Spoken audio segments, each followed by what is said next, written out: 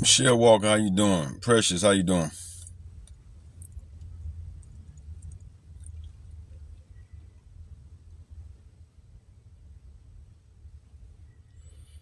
Stacy, how you doing? Miss Mac, how you doing?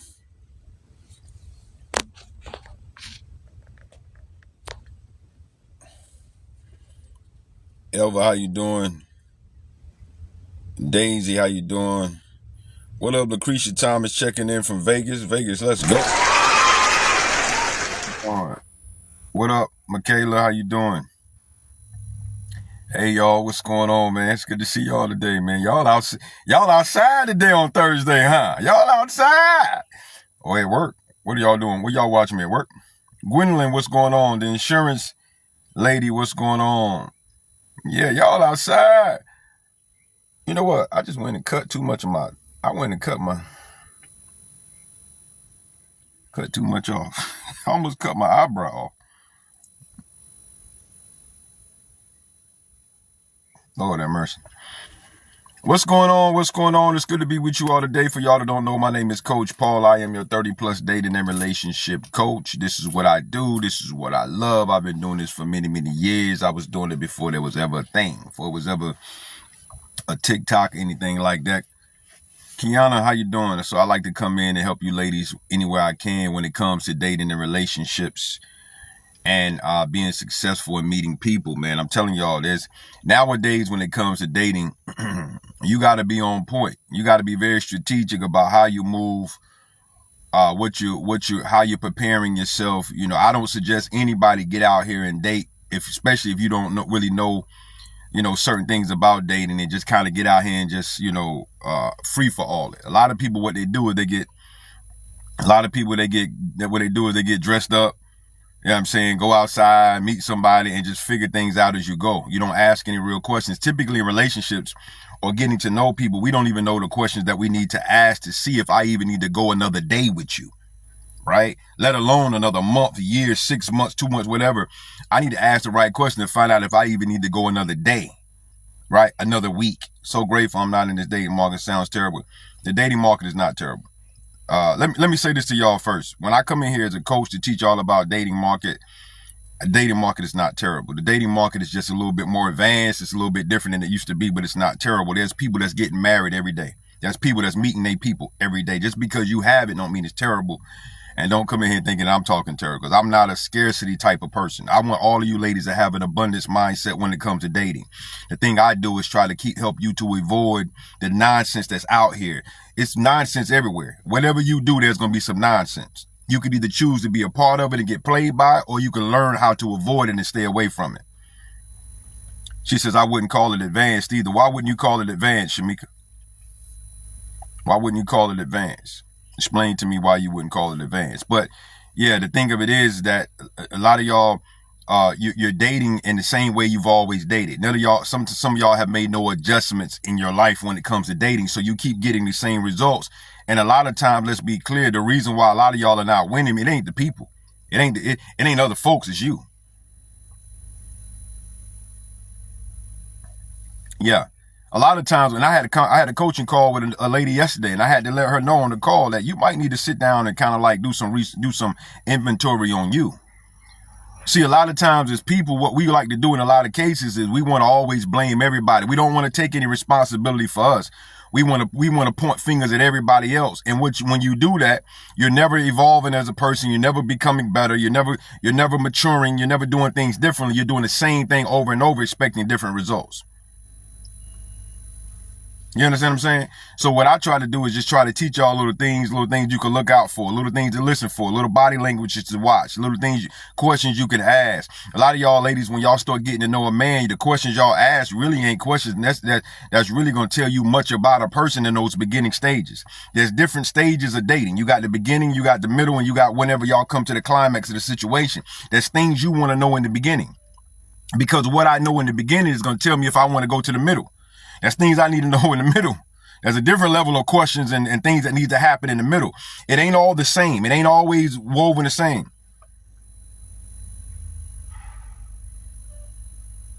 She says, I wouldn't call it advanced because it's not. It's the same. It's just people aren't pouring into that. Okay, I'll let you believe that. I'll let you believe that. But what I'm saying is that when you getting to know, there's different things that you need that needs to happen. In the beginning, there's certain questions you need to find out to make sure you're going to make it to the middle. In the middle, there's certain behaviors and questions you need to make sure you're going to make it to the goal of marriage or long-term commitment. It's just not all woven together, right? There's stages to this, just like any other thing. There's stages in life. There's stages in growth. When you're a child, right? You got learning years. Then you got your earning years. Then you got returning years. Right? So there's stages to all of this. A lot of times, what y'all do is y'all bring everything together and it's all clumped in. You're not asking right now questions. You're asking down the road questions for right now. You're asking questions about tomorrow and you don't even know if you're going to make it to tomorrow. You get what I'm saying? You're asking questions about tomorrow behavior and you don't even know if you're going to make it to the behavior. She says, why do men lie and you're not in a relationship?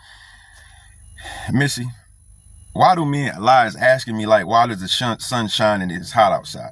You know what I'm saying? I don't teach y'all to deal and focus so much on the problem. The problem is the problem. People gonna lie all the time. People have always lied. They always gonna lie. I don't want you to focus on that. What I want you to focus on is how not to get wrapped up and played by the lie. Let's focus on that, right? I mean, I don't want you to complain about the rain. Get an umbrella. It's gonna rain. Rain is gonna rain. We're gonna have bad weather. I don't want you to focus on why it rained. I want you to get an umbrella. I'm gonna teach you how to cover yourself up so you don't get wet. Right? This is what I want to teach y'all. See, I think a lot of times y'all are dealing in the elementary things of this, asking the wrong questions. Don't ask the why. Just learn how not to get played by it, because it's out here. There's players out here. There's people that come and take advantage of you. There's people that's coming out here to run game. It's out here. I'm not complaining about what's out here. I know there's people that like to rob people and do all kinds of stuff. But what I'm gonna do is protect myself. I can't complain about that because I ain't going nowhere. Right? But I can protect myself. I can make sure I'm good. I can lock my door. You know what I'm saying? That's what we got to learn how to do to prevent ourselves from getting played. But one of the things I want to talk about, as I find out with a lot of y'all ladies, is that a lot of y'all ladies are not spending time with yourself. You're not really spending time with yourself to find out what's really going on with you. One of the things I always talk to y'all ladies about is doing inventory on your dating life. Some of y'all you've been dating for years, but you still haven't quite got to that place you want to be. At this particular point, you want to sit down and do reflection. Do you know that everybody that moves forward in anything they do, that anybody that got good common sense, we know that we got to sit down and reflect first. I need to reflect on my past so I won't have these same problems in my future. Some of y'all don't sit down and do inventory. You need to do inventory of the last 3 to 5 people that you dealt with for over 2 weeks. Asking yourself questions. What did I like about this person? What drew me to them? When did I see red flags? Did I stay after I saw red flags? Why did I stay when I saw red flags? Did I see green flags? What were the green flags I saw? How many were they? When did we talk about smecks? When did we go on off? You need to do this. What attracted to me to that person? Right? So that when you start moving forward, you're not making the same mistake. And what you do is you start looking at your own dating patterns. Because what's going to end up happening is when you get out here, you're going to automatically start attracting things that you've been accustomed to doing. And once you recognize the patterns and you see it coming and you see those behaviors, then what you do is you intentionally go the other way. A lot of times we always going to move into the direction of where we feel comfortable. Even the comfortable, listen, a lot of people deal with toxic people because they're used to dealing with toxic people. And then when you get with somebody that's not toxic, you don't want to deal with them. They feel boring. You don't like them. They're not as cool as other people. Why? Because you're not used to dealing with healthy people. You're used to dealing with toxicity. That's comfortable for you. That's where you're normally at. So you're drawn and connected to it. So when it comes into your life, you're easy to open yourself up for it, even though you know it's not the best for you, but you feel comfortable there. Why? Because you've been there before. Yeah. So you need to do inventory. A lot of y'all are dating and you ain't sat down and did no reflection on your last relationships. At least 3 or more. No reflection. In my journal my ebook that I just released, in the very first chapter of that ebook, there's like 35 to 36 questions that I want you to sit down and ask yourself. I wish I had the ebook with me. I don't have it. Yeah, I might have it with me. I make you sit down and ask yourself some questions. If you're a lady that's dating or guy that's dating, you need to, because men be acting like they don't have no struggles. Y'all be struggling too. A lot of y'all men that are really ready to date and get to know people, you can't never close the deal on a situation because you ain't did inventory either. You want to blame the woman and make it feel like it's the woman's fault, but when a lot of times it's you. You're not emotionally available. You need to know why. Why am I not emotionally available? You got to ask yourself a question too. It ain't just the women. Especially if you are a man that's looking to date and connect with a woman that you can deal with for a long period of time. Why do people walk away from you? Why can't you keep a woman around? Why do y'all start out hot, then it turn cold really, really quickly? What is the major complaint, men, that you get from women that you deal with? What is the major complaint, men, that you get from women that you deal with? You need to be writing that down. Write it down. You need to write it down. Let me hold on for a second. Sorry.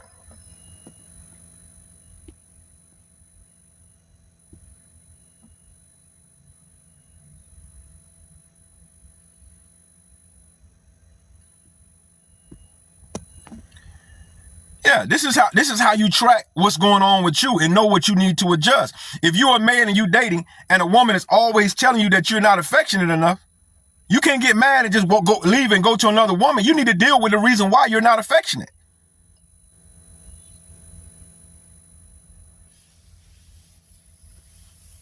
This is the thing we don't do when we start dating. But as a coach, I'm going to always put y'all in a position where you do self-reflection first.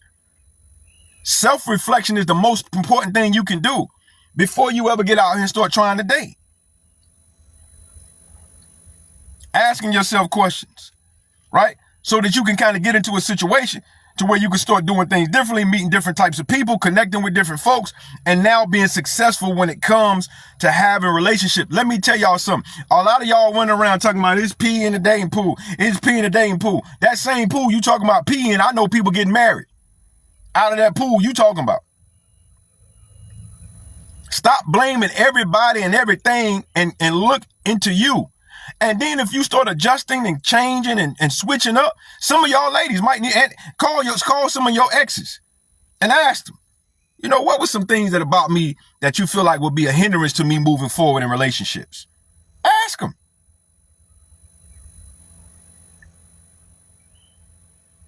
Yeah, ask them. They'll tell you, I'm sure. If y'all still got a good relationship, they'll tell you what's going on. Why men might not be able to deal with you. I could have conversations on the phone with a lot of y'all women and tell y'all right away why y'all probably not winning in relationships. Yeah.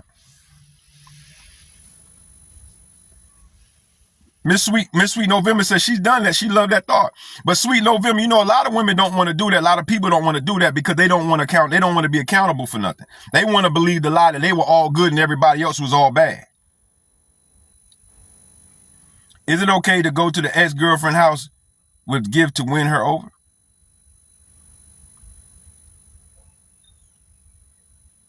Am I a matchmaker? No, I don't do matchmaking. Matchmaking, the reason why I don't do matchmaking, because matchmaking takes a whole different level of work. What up, Bree Crazy? Yeah, matchmaking is different. Yeah, because now I got to go through the whole process of making sure. But I do have a dating app. If you're in Dallas, Texas, I have a dating app where you have to go through a background check to join. And everybody that joins a dating app that I have, you got to go through a background check. If you don't pass, you're not able to join. There's a series of questions that you have to answer for us to match you with a person. We have it's a blind dating app. It's only in Dallas right now. We're launching it here first. We're going to see how it grows here. Then we're going to put it in other cities around the country. She said, most people see you differently than you view yourself. That's a fact. Yeah, it's a fact. So what I would say to all of you ladies is sit down and do self-reflection. How many of y'all in here got my ebook? How many of y'all in here got my ebook? If you haven't gotten the ebook, you should go download the ebook. Go purchase it. Download it to your phone today. Use this weekend because some of y'all ain't going out nowhere. Some of y'all ain't doing nothing. Right? Berry Girl, Connecticut. Pandora, did y'all do the reflection part yet? I would love to know what y'all came up with when it comes to tracking your dating patterns. One of y'all that did it, have y'all done the reflection page yet? If you have, come to the stage. I want to hear it. I have a physical book too, sis. The physical book is called Lost to Love 30 Day. It's a 30-day guided workbook for dating success. You can go right here to my website and get this, paullbryant.com. It's a 30-day guided workbook.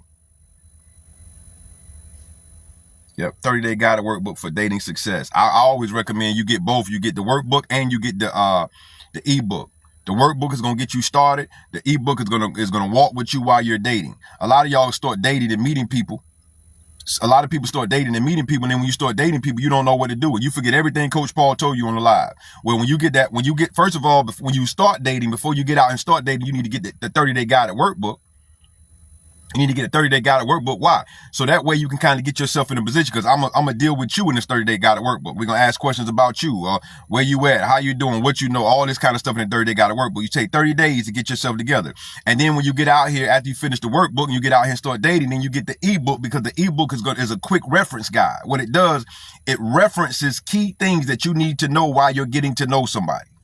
So that when you're going through, it teaches you how long should you be on the phone? What should your first meetup look like? What does a woman look like who's should be dating? What the characteristics of a woman that shouldn't be dating? All these things are in the ebook.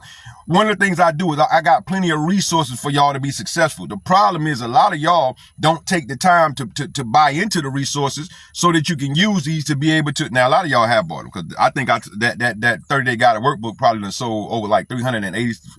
I would say at least 350 copies, and that's gone. We sold about 350 of those.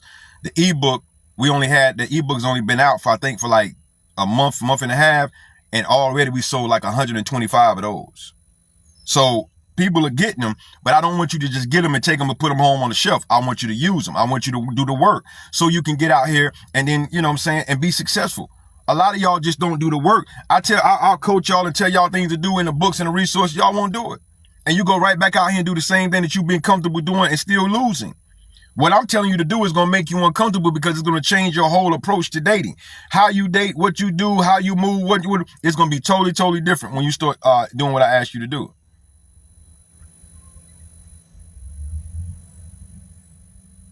She says, so the reflection part is solely based on us. What do you mean, Kiana? Pam, I missed the red flags. My last few partners have been dismissive, avoiding. Hey, haven't seen you in a while. Yeah, I'm here. I'll be here. I'm usually here at least twice a week, Ty. Yeah, so you want to get on there and start doing that. So asking yourself the question, she said the reflection part on us. Yeah, it's going to be on you in the beginning. Yeah, definitely. You want to go to that first page. You want to look at it. It's got 30-something questions in there. I don't have it with me now. I would read it to y'all. Like on what are we doing wrong in the dating process. So when you do the reflection part, you can get the ebook. Go to my website right here, paullbryant.com. When you go to my ebook, when I go to my website, you're going to go right in there, scroll up. You're going to see the first book. I think it's the ebook, and the next book is going to be the 30-day guided workbook. All you do is click it, buy it. It downloads right away to your phone. But listen, don't y'all go get this work. Don't go get this stuff just to say I got it. Please go get it and do the work, because I want to talk to y'all about it. I want to see what y'all came up with. I want to know, what did you find out about yourself when you did the reflection questions? I want to know. Y'all just be getting books and getting stuff and just putting it on the shelf and don't even read it. Don't even take the time to read it, but then go right out here and start trying to date. And then call me crying because you done messed up. If you go right here to my website, paullbryant.com, not the word dot, but the dot, okay? paullbryant.com, you can get the workbook and you can get the ebook. What up, Joanne?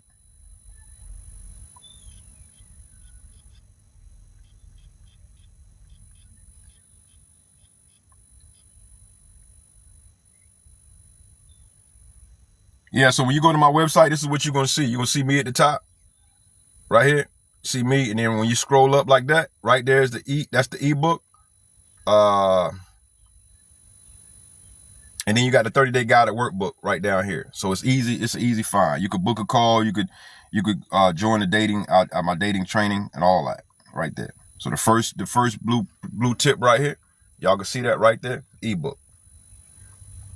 I could turn this around. Hold on for a second.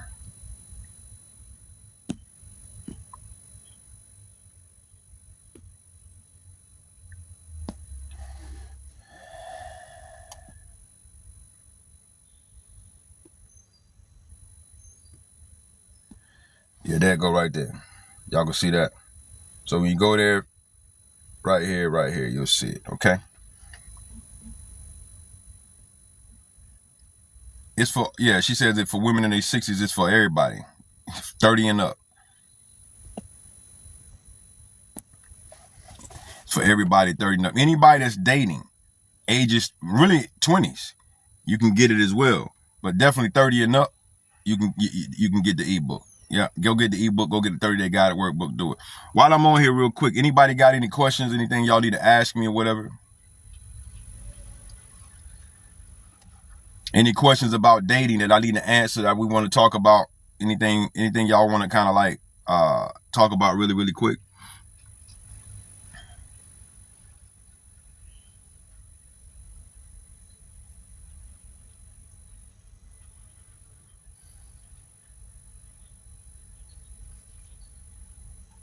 I'm going to be on here for a few more minutes. I'm going to give y'all the opportunity to ask any questions. Some of y'all may be dating. Y'all got some dating questions. You getting to know a guy. You got questions about a guy you getting to know. Right? Any questions y'all have really quick, let's get those questions out. How was the body language class? Was amazing. Yeah, why did you miss the class? Y'all should have, yeah, I talked about body language. It was amazing. How you call out these fake relationship coaches? What you mean, sis? What she say?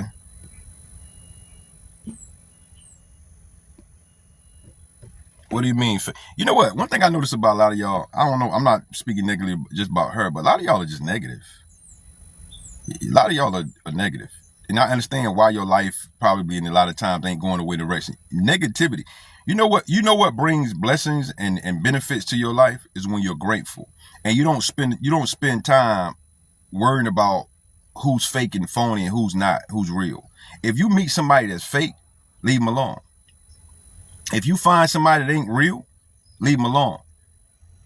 But just standing on the soapbox talking about it and wondering about it, to me, is a waste of time and energy when you could be building your life and preparing yourself to be better. Y'all love spending time around negativity, and then you wonder why your life don't prosper, why you ain't got a man, or why ain't nobody in your life. You negative. Ain't no man gonna want to sit around with you and talk about it and just do a bunch of gossiping all the time. There's a lot of negativity on this app, TikTok. When y'all come to my live, I never address it. Why? Because it's on the app, but it ain't in my lap. Y'all get what I'm saying? You think I don't see the negativity in the world and the negativity on this app? It's on the app, but I don't let it get in my lap, so I don't even have to talk about it. The fact that y'all love talking about negativity and who's negative and who's fighting, whatever, a lot of times is really because you like that kind of stuff and you spend so much time around it, right? That you always engaging in it. I don't even talk about it because I'm not around it. If I see something that's negative or I don't like, I move away from it. I don't understand. Like, I don't get y'all sometimes. And then y'all wondering why your life ain't moving up in a great direction. Let me tell you something. Wealthy people and high performing people don't sit around and talk about problems. They sit around talking about solutions. They talking about winning. They talking about the next big idea. If you sitting around talking about who's not doing right and who's gossiping all, your life, I can guarantee you ain't going nowhere. And I don't even want to be around you.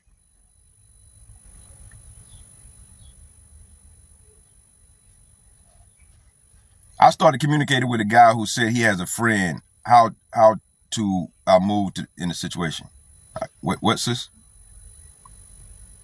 Yeah, busy people don't sit around talking about mess. We too busy. If you got time to sit around and gossip and wonder why she fake, they fake, who fake, That goes to show your life probably ain't going nowhere. You got too much time on your hands. You probably need to get you a hobby. And typically men don't like women that ain't busy. Typically women that ain't busy and ain't got nothing going on are the type of women that get played by men. We players look for y'all. You easy prey.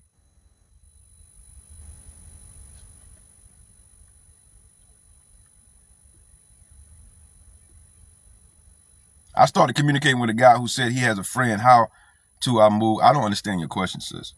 How do I move in this situation? What do you mean, how do you move in a situation? What are some ways that someone with abandonment issues can navigate during the dating stage? Number one, Tanisha, you want to have a conversation. First of all, you want to deal with your abandonment issues. Number one. But you got to communicate to the person that you're getting to know about what's going on with you. So when you start acting different or things are happening or some weird things are taking place, he know what's going on with you. You get what I'm saying? Everything is about communication. Everything is about communication. He said abuse the proud woman that don't have anything going on. That's why, Monty, this is why I tell y'all need to go get my ebook. In my ebook, I have a page dedicated to women that should not be dating. She says, I'm actively working on myself, so I've been in. Okay, cool. So if you're actively working yourself, you're doing the work.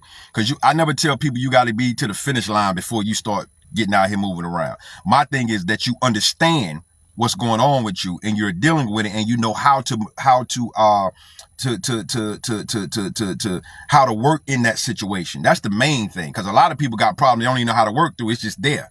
But when you learn it, when you understand it, you know what it is, you know how to function, you know how to work with it, and then you can kind of start moving to getting to know somebody. But you got to have conversation with the person that you're getting to know. Communication is everything.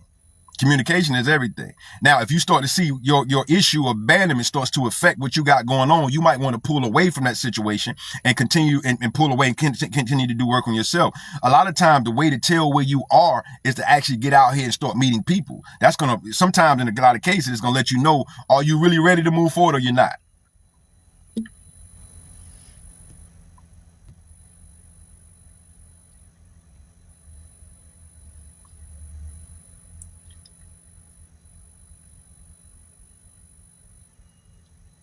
Yeah.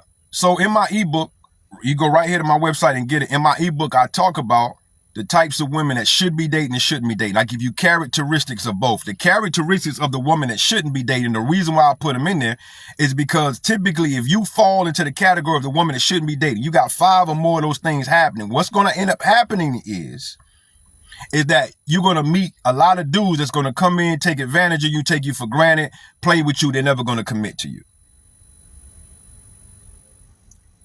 I can tell you what they are right now, but I'm going to make you invest in yourself. Go get the book, because I want you to get the book, the ebook, because there's so many things in that ebook that you need to read. Do we attract what we don't want in men because we still have self-work to do? No, I believe you attract who you are. Whatever's going on with you is what you're going to attract. You attract who you are. Typically, you're attracting people based upon who you are, what you're accustomed to. If you're used to dealing with trauma, you're coming from a family trauma, you got a different type of attachment style. Broken people attract other broken people. Let's put it that way. I'm gonna make it clear and simple. People who are broken, hurt, and all that typically attract other broken, insecure, hurt people. If you're insecure, hurt, unbroken, you're gonna attract that. She says the ebook different from the physical book. Yes, it is. The ebook is a quick reference guide. I recommend using the ebook once you start moving into the whole dating idea of getting to know people, so you can prepare yourself for what you need to do and you can use it while you're dating. So you need both of the books. You need the workbook at 30-day guided workbook, and then you need the ebook because the ebook is going to allow you to reference things as you're getting to know people.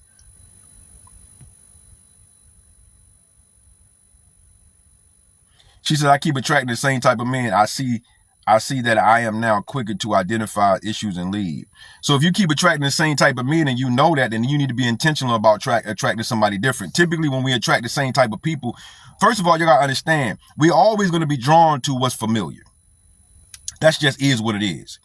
Because the familiar tells our subconscious mind that this is safe. We've been here before. We've experienced this. We've overcome it. This is a safe place, even though it may be toxic. We are typically comfortable when it's familiar. We get uncomfortable in the unfamiliar. So if I was to present you ladies with a familiar opportunity and an unfamiliar opportunity, a lot of times you're gonna want the familiar. I mean, you're not gonna go for the unfamiliar.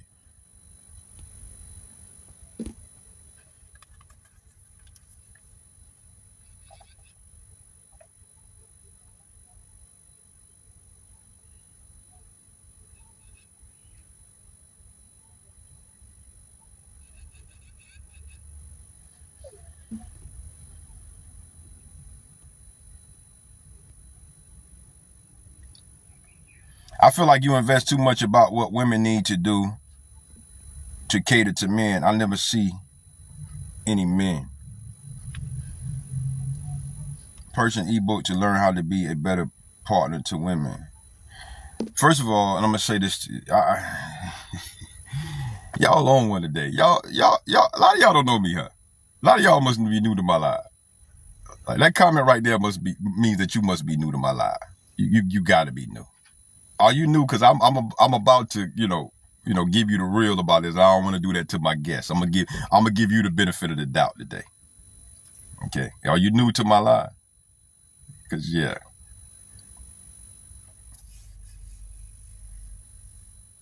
I'm gonna say this to you one time. Body, and I don't take advantage of anybody. At the end of the day, y'all set the standard for how this thing is done, not us. We just play it. So what happens is when women make comments like you just made, you made that comment because you're trying to deflect off the fact that you got issues that you just want to deal with, and you don't want to deal with your issues or what you got going on. You probably had a bunch of bad relationships, and you probably be bitter, right? So you want to come into lives and talk about people taking advantage of people, whatever. You don't have to be here, sis. Yeah, you probably broken and bitter and frustrated because you probably just came out of a bad relationship.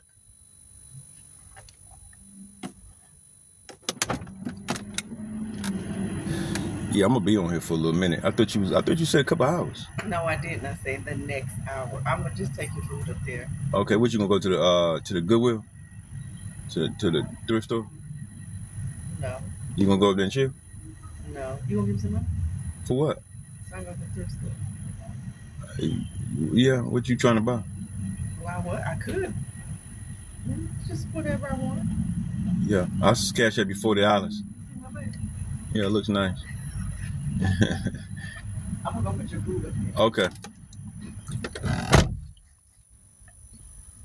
That's my girlfriend. For a lot of y'all that didn't think Coach Paul had a girlfriend.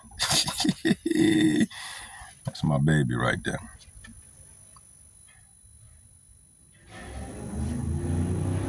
Yeah. A lot of people say, how they coaching and he ain't got. No, I got a girlfriend. Matter of fact, we gonna get engaged in a couple of months, right? Yeah. So don't think I'm just on here coaching y'all and telling y'all stuff that I ain't doing. Yeah, and it took me a long time to meet her. I've been single for a long time. I've been single probably for about 5 years. 5 years. Yeah, I've been single for about 5 years.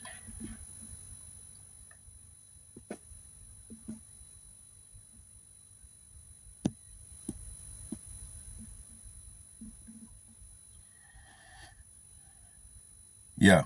And this is what I tell you all. Everybody's out here preparing themselves to meet some better. I had to become a better person when it comes to dating and relationships. I did. I had to become a better person, right? I had to work on me. I had to adjust me. I had to realize that, my past failures in relationships wasn't always because of them. I had issues that I had to deal with from growing up without a father and being in the streets and learning the wrong way to deal with women. I had to deal with all that. And once I got past that, and I finally got to a point to where I said to myself, I was like, listen, I'm not going, hey, baby, you want me to send you the money? You want me to send you the money? You want me to send you the money?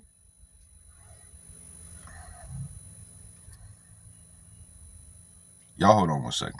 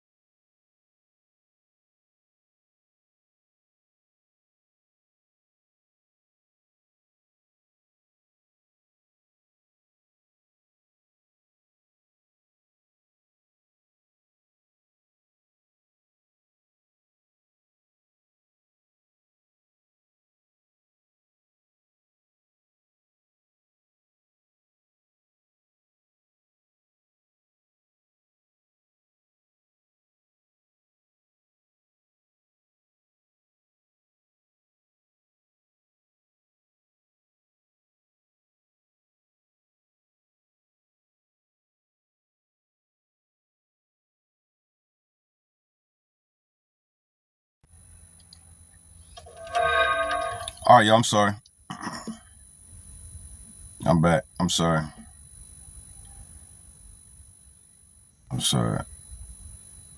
All right, cool. So yeah. So I was single for like 5 years. Ended up, I was, doing what men do, different women here, woman here. And then eventually I ended up, doing the work on myself, bettering myself, focusing on me. Because of what a lot of y'all do, and I tell y'all this all the time, stop being so focused on meeting a person and focus on you. A lot of time, and figure out what it is that you've been called and created to do. A lot of time your person is wrapped up in your purpose. Okay? You start focusing on you, and you look up one day and the next thing you know, bam. You don't met somebody, you don't fell in love, y'all. You was out minding your business, whatever. Women ask me all the time. Women always out, well, Coach Paul, where all the good men in? And I tell y'all, the good men everywhere. They in the grocery store. They at the airport. They at the car wash. Whatever. What I tell you ladies to do is to put yourself in a position to where you smile, you make eye contact, and you're approachable, right? You're approachable, but you're a woman that's ready to date. Because a lot of times, if you meet a great guy, you meet a guy that's a good dude. You want to be able to keep him around. Let me tell y'all something. Let me tell y'all something about this, and I'm gonna say this really, really quick, and I'm gonna get up out of this. There's a difference between there's two types of beauties. There's objective beauty, and there's perceived beauty. Two totally different types of beauty. Okay, I want y'all to know that. A lot of y'all are focused on more so on the objective beauty, right? The objective beauty is what a lot of people are focused on. But it's not the objective beauty that gets people locked in. It's the perceived beauty. Okay? I'm going to say that again. A lot of you ladies, and especially in this life we live in today, everybody's focused on the objective beauty. But the objective beauty does not keep a person around. Y'all get me? Objective beauty don't keep a person around. The perceived beauty, yeah, that's what keeps a person around. So everybody out here now is getting their bodies done. They going over to Mexico or Miami and whatever, doing all the work on their bodies, getting all these lifts and tucks and all that. You're focused on the objective beauty. But at the end of the day, that does not necessarily mean that you're gonna find a great man, because you're not focusing on the perceived beauty. Somebody tell me what the difference of that is. If y'all know what I'm talking about, tell me what the difference of objective beauty and perceived beauty is. Cause see, this is what somebody said, well, I don't need no coach. I can get, yeah, there's certain things you need about a coach because you don't know everything. The fact of the matter that you still out here struggling means you don't. Listen, my son wanted to go to the next level playing basketball. You know what I had to do? Get him a coach. Get him a trainer so he can go to the next level. There's certain things you know on one level, but when it's time to go up to another level, you might need somebody to help you. We want to think everything is a scam. Black people think everything is a scam until you get in and start dealing with it and realize it changed your life forever. And now you're a different person and you will never go back to who you were. Now you can teach somebody else. Everything else is a scam. Why all these people out here scamming? Everybody ain't scamming. You might be a scammer it takes a scammer to know a scammer.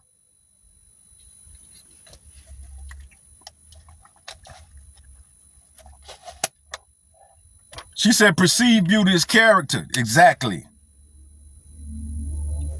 There y'all go. You know what I'm talking about. Yeah. So y'all focusing so much on the objective beauty.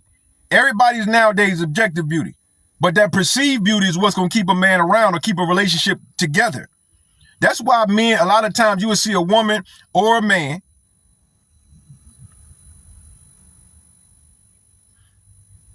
That's why sometimes you will see a woman or a man with a person that you look at and be like, how in the world they get them? It wasn't the objective beauty. The objective beauty might have got their attention, but that perceived beauty kept them around. There's been a lot of people I've dealt with, a lot of women I've seen objectively, they was amazing. But that perceived, oh my God. After two minutes of talking to them, I ain't want to be around them no more.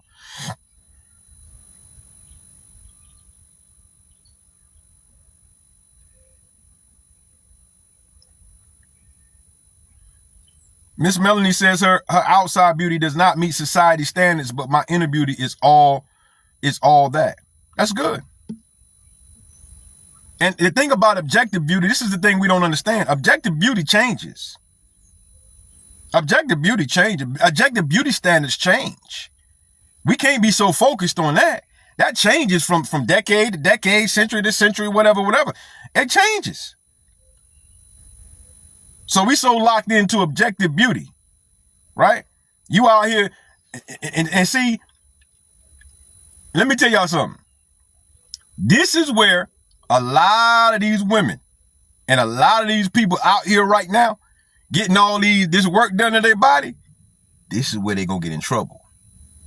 This the part that the doctor don't tell you because he about to get a check. This the part that they don't talk to you about in counseling because they getting paid. This the part people don't understand. You out here with breasts, all this stuff you doing in your body, but that beauty standard in the next 5 years could change. Now what?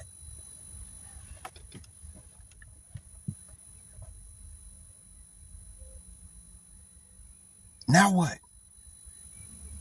You done all that stuff. You done paid all that money. You done went through all that cutting on your body. 5 years, 3 years, that beauty standard done changed. We don't call that beautiful no more.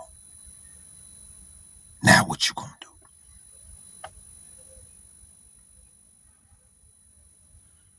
This is what I talk about with all of this stuff. We put too much emphasis on the wrong thing. A lot of y'all ladies don't even know how beautiful y'all really are. Your spirit is pure. Your heart is loving. Your character is on point. You're trustworthy. You're dependable. You like to laugh. You like to have fun. That's what men want, family. Work on that.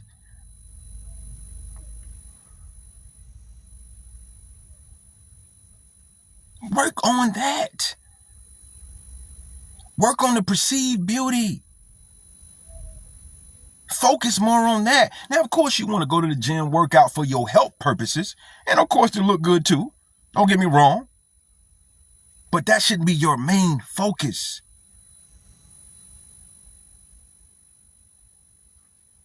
The Bible says, and see, a lot of this stuff that I talk about and people talk about today, they always want to quote stuff and talk about stuff that sounds so deep and profound. It's Bible. We just don't call it Bible. We be quoting all this seemingly deep stuff. All this super deep stuff, we be quoting it. And it's Bible. We just don't call it Bible. The Bible says it's not what goes into a man. It says it's not what goes into a man that defiles him.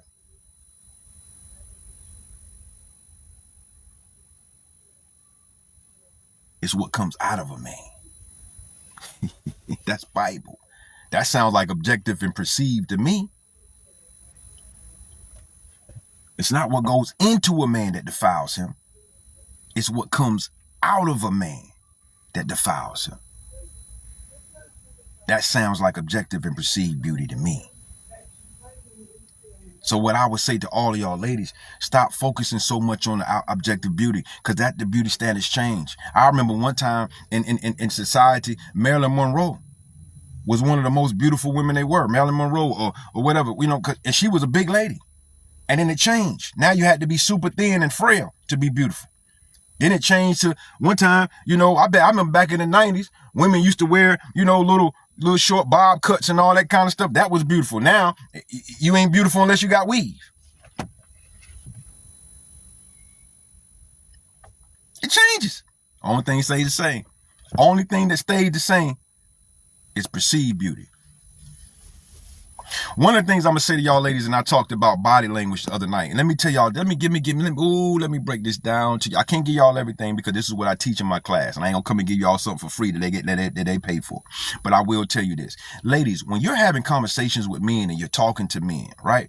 You have to bring sexual tension to that conversation. Does anybody know what I'm talking about? I ain't talking about you got to go and have smacks now, because I don't coach that. but there needs to be sexual tension in the conversation, because if there's no sexual tension, guess what? We just friends having a conversation. I'm just talking to a regular Joe Blow, regular boom baya.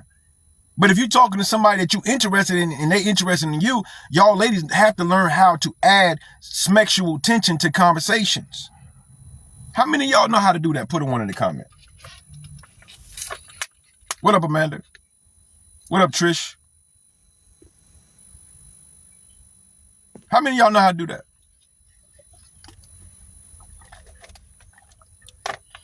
Can y'all hear me? What up, Ed?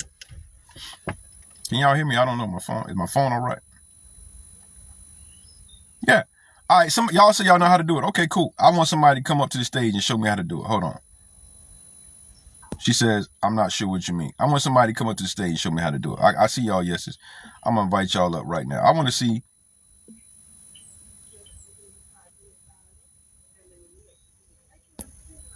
Come up to the stage.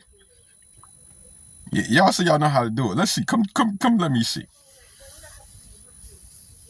Come, let me see.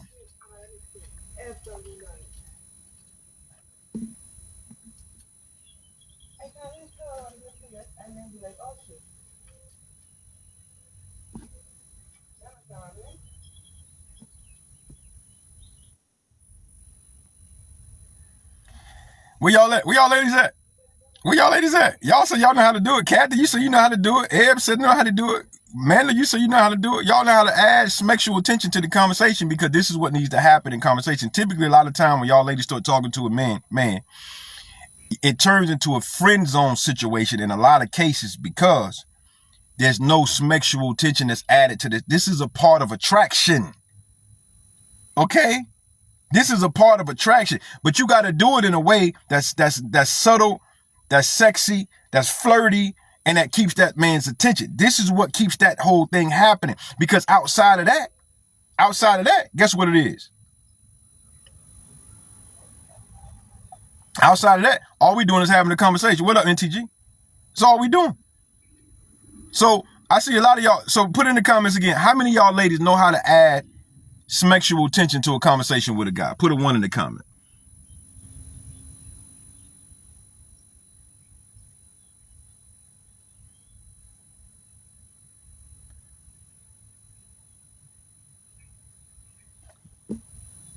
Come on and show me how to do it, cuz. Oh, everybody was gonna bring you up.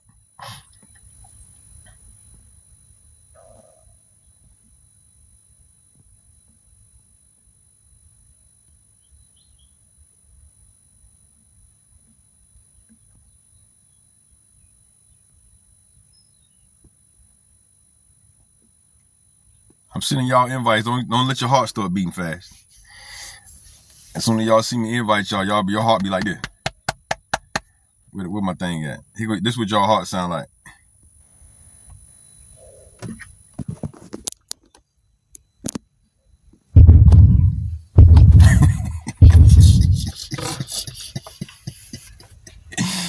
There you go. There go y'all heart right there. Okay, everybody busy. All right, cool. See, so I'm at work. Okay, I respect it. I thank y'all for watching me at work. Yeah. But so we're gonna talk about it. So you gotta add sexual attention to a conversation when you're meeting a guy. One of the things I also say, ladies, when you meet a guy about body language, is that body language really is everything, right? I always tell you, ladies, and I talked to you all about this before. When you meet a guy, one of the best things to do whenever you meet him is to not. Women typically always want to start doing stuff for the man. What you do is, when you meet a guy, you immediately get him to invest in you. That's different. That's different, because a lot of women today had the attitude, I don't need nobody doing nothing for me, all that kind of stuff. But every time you talk about that, you hurt yourself. Remember, I told y'all about the Ben Franklin effect. You get a man to invest in you, and it's something small. We're not talking about nothing big. We talking about something small. You out with a particular guy, you talking to a guy that you like, the first thing you ask him to do something for you. Hey, can you hold my jacket while I go over here and grab this cup of water? Yeah, hold it. I'll hold your jacket. Yeah. Now he's doing something for you. When people invest in you or do something for you, now they start to like you more. Now what's going to happen is the conversation is going to, now you got them to do that. Now, hey, how you doing? You know, here you go. Bam, there you go. But a lot of times, this is why I don't agree with women that say, I'm going to go out and buy a man a drink. You can do what you want to do. You want to go out and meet a man and buy him a drink? That's on you. I don't suggest it as a coach. What I suggest is that you get him to do small things for you. Hey, can you pass me one of those napkins over there? What do you think? Can you show me what do you think is one of the best drinks here? Every time you start doing this, right? Now, what he's going to do, he's going to respond to you and keep responding if he's interested. If he's not interested, he's going to respond, do what you ask him to do. And at the end of the day, what up, Nudgy? He going to keep it moving. That just shows you that he's not really that interested. Okay?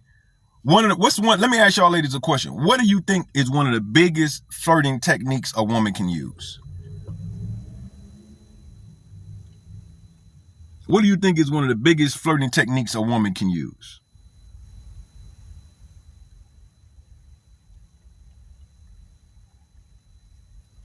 What do y'all think is one of the biggest flirting techniques a woman can use? Somebody said touching. Somebody said eye contact. Somebody said listening. Somebody said my eyes. Somebody said eyes. Needing help with something.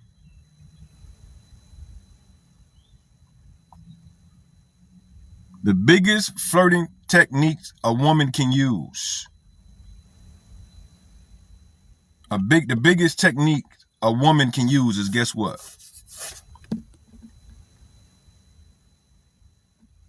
Your eyes and your smile. Those two together. Those are the biggest two flirting techniques. And one of the things a lot of times people think, a lot of y'all think because y'all out moving around that y'all are actually smiling. If you start tracking, just because you're being nice doesn't mean you're smiling. Smiling is actually smiling. And it's not necessarily a big old grin like this looking weird. That's not what I'm talking about. I'm talking about nice eye contact, maybe a little, cheeky grin, cheeky smile. Every now and again you might can show some teeth too, but it really, little cheeky type thing. That's the biggest flirt you can use. And this is what I tell women do. Like all the women that's in my community, I have them on assignment. Every woman in my community, they're required to speak and talk to and start conversation with at least 3 men a week. 3 men a week. And let me tell you about the eye contact and the smile. The reason why it's the best thing to use, because that's the one flirting technique that costs you nothing. Right? Because if I look at you and I smile and you don't smile back, I ain't lost nothing. You ain't embarrassed me. Don't nobody know that you ain't respond back. Nobody knows. This is a freebie. This is why I tell you ladies to practice this often, because it's a freebie. There's no risk to this. There's no risk to this. If you look and smile and he don't smile back, keep it moving. Right? Keep it moving. You ain't lost nothing. But if you look and smile and he smiles back, and then you do it again, yeah. But you got to understand. This is what y'all got to understand about men. As men, we're not as sharp as y'all think we are.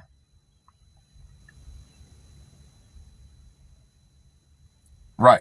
Exactly, Melanie. We're not as sharp as y'all think y'all are. Y'all give us too much credit.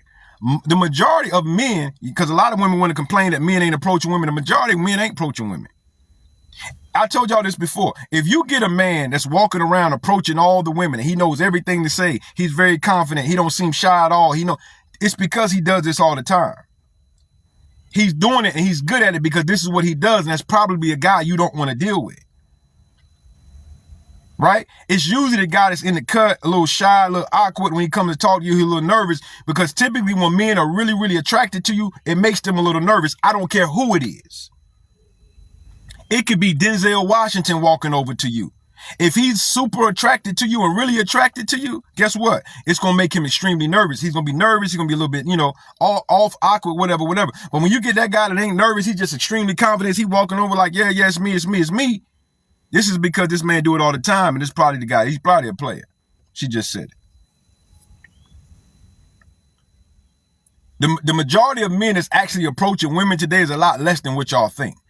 Men are not as confident as what y'all think they are. A lot of them look confident, right? And this is what y'all don't understand about men and women. Just because I got confidence in one area of my life don't mean that it translates over into other areas.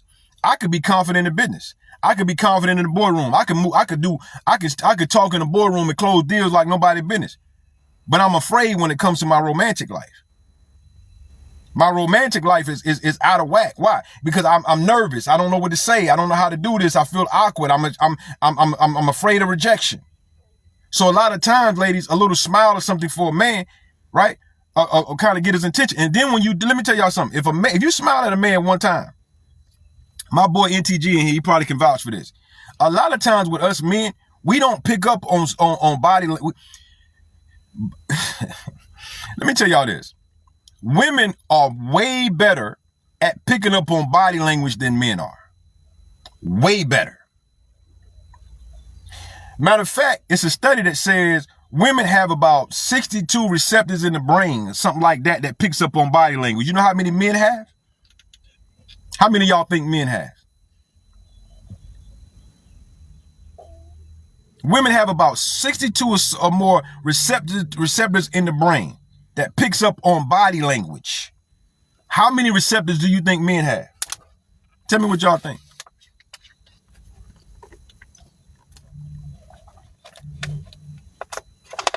Somebody said 10. Somebody said 160. Give me some more. What else y'all think? Somebody said none. Somebody said 2. You know how many receptors men have? 7. 7. 7. 7. So that goes to show you, ladies, a lot of times, just because you made you smile at a guy and look, and he didn't respond, he might didn't know. A lot of times, I always recommend to women, you do it twice. You look over one time, smile, then look away. Look back at your phone. You look up again, smile, and then you look back down again, look away. At this second time, because the first time what you're doing is you letting him know you notice him, right? He ain't gonna pick up on that because our receptors ain't really clicking like yours. And then you do it again a second time. Now you let him know that you're curious about him.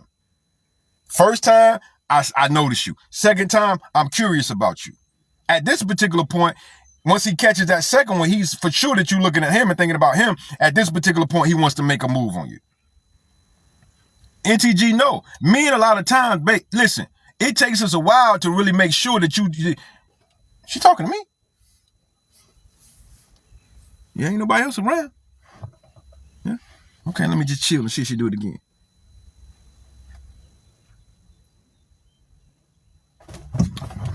She doing it again. She ain't talking about me. That's men. That's men. But y'all ladies don't get that because y'all think all men are just so overly confident. We just approaching women every day. We're not. A lot of men are not. A lot of men are not out here approaching women like that. I'm telling you right now, a lot of men don't have the confidence to do that. So what am I saying to y'all ladies? A lot of time, ladies, you just got to give him the proverbial handkerchief. Y'all know what I'm talking about. To get him to know, like, listen, like, yeah. Oh, I want to talk to y'all so bad today. I got so much I be wanting to tell y'all. I want to tell y'all so much. Oh my God. I can't tell y'all all of it though. I can't tell you all of it. I want to tell y'all so much, man. This is why I listen, I'm telling y'all, I love helping y'all. I love helping y'all. It's just like, I be wanting to, man, just pour everything into y'all at one time and just be like, listen, man. Oh my God, I got so much I want to tell y'all. I can't tell y'all, but this is what I would say to y'all. This is what I say to y'all. She said, can I come back tonight? This is what I say to y'all. Every Monday night now, I do a Zoom where I teach my women.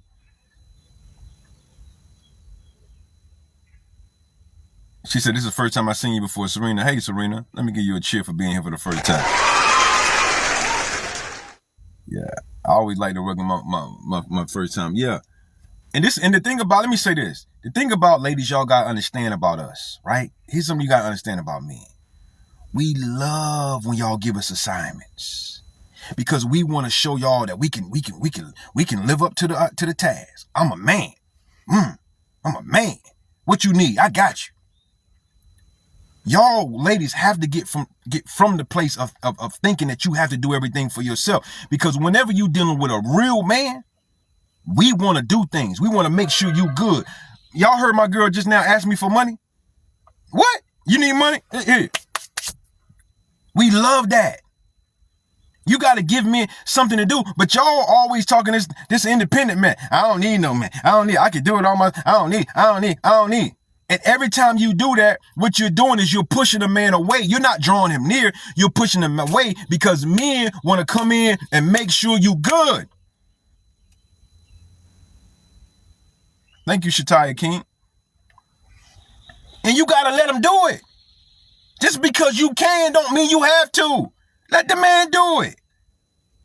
He gonna feel amazing. And he gonna want to do more for you when you like. Give him an assignment. Give him a job. Y'all always ran talking about, well, I don't need no man. I make 6 figures. I make that. Nah. He looking at you like, well, ain't no place for me here. I might as well go down the street and deal with somebody that need me. Because I'm a man. I want to be needed. I don't want to be with a woman that's telling me she don't need me. You get what I'm saying, NTG? I want to be needed. I'm a man. It makes me feel good to solve problems for my woman. But you sitting here telling me I don't need no man. I can do it all my done. I don't know. Okay, well, cool.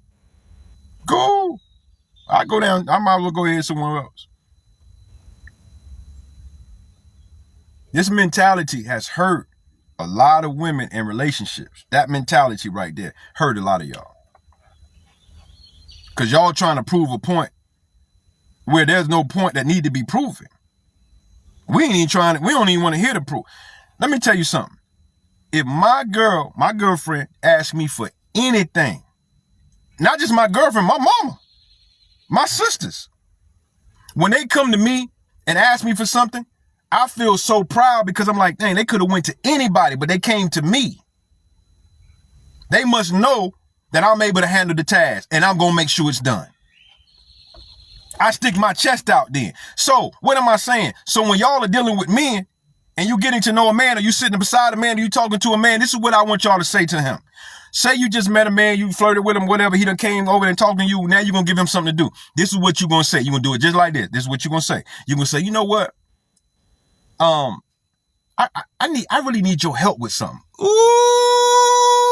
woo, woo, woo, woo, woo, woo, woo. Tell that man, you know what? I really need your help with something. The first thing he will say, she need my help. All these other men in here, but she need my. That man gonna go crazy. What you need? What is it you need? Try it, ladies. Try it. Listen. Try it when you go to the gas station. Try it when you go to the grocery store. You see a random dude in there. Try it. It ain't got to be somebody you trying to date or look. Try it and see if it works. See how that man lights up and he respond. Try it. Try it with the guy on the grocery aisle and you need something. You see a can up there that you actually can reach. And just tell him, so you know what? Excuse me, sir. I really need you to help me with something. It's over after that. And when y'all try it, please come back and tell me how it works. I wish y'all can go try it right now. I wish someone of y'all was in the store right now and can try it. Put me on live with you right now and do it. Because I want the women to see how we respond to that. That man gonna light up. What? You need me? You need me? I'm talking about real men though. I'm talking about real men. Cherie said it works. I'm talking about real men. This is how real men respond. Because real men understand as a man, we got an obligation to make sure our people good. Real men understand. We got an obligation to make sure our family good, our people good, my wife good, my girl good, my daughter good, my mama good, yeah.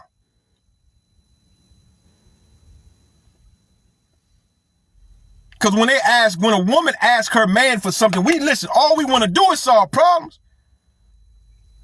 And you asking me, you letting me know that you need something from me. What up, Kiki? Oh my God. Oh, what is it that you need? And if I ain't got it, I'm gonna get it. I'm not gonna tell you no. Cause I need you to have an attitude of coming to me when you need something else. But you got too many women. This is why I want y'all ladies listen. Everybody listening to me right now. Every woman listening to me. Get out of the community of women that's always talking about they don't need a man. Get out of that community of women. Get out. Leave them alone. Walk away from them. Look at them like they got the plague, and go with a group of women and say, look, I need my man, and I'm going to ask him for stuff. And just because I'm asking for stuff don't make me a weak woman. It don't make me a woman that can't go out and get things done. It don't make my man respect me less.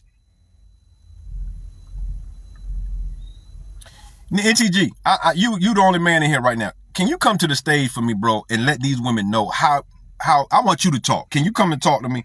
Come talk to them real quick and let them know how as a man it makes you feel when a woman asks you to do something for. It could be any woman, your mama, your sister, whoever, but definitely your baby. Here you go right now. I just want to bring a witness. We in church right now. I need a witness. Anybody? Can I get a witness? Yeah, you got a witness. What up, my brother? What's up, bro? Everything's good. Yeah, I mean, it really activates a man, just being put in a position because, like you said, men are problem solvers. So if we're in a position where a woman asks you to do something, it's going to make you come alive. So you feel like you have purpose, right? So, I was dating this girl one time and I can tell by her household that there was no space for me. So I had to leave, right? So it's important to, as a woman, to understand that you have to create a space for that man to feel like he's needed. Because if not, he going up to Rosa house, like you say, Paul. Thank you. He going to Rosa house. Yes. So let me ask you a question. Do you think that a lot of women today, what happened?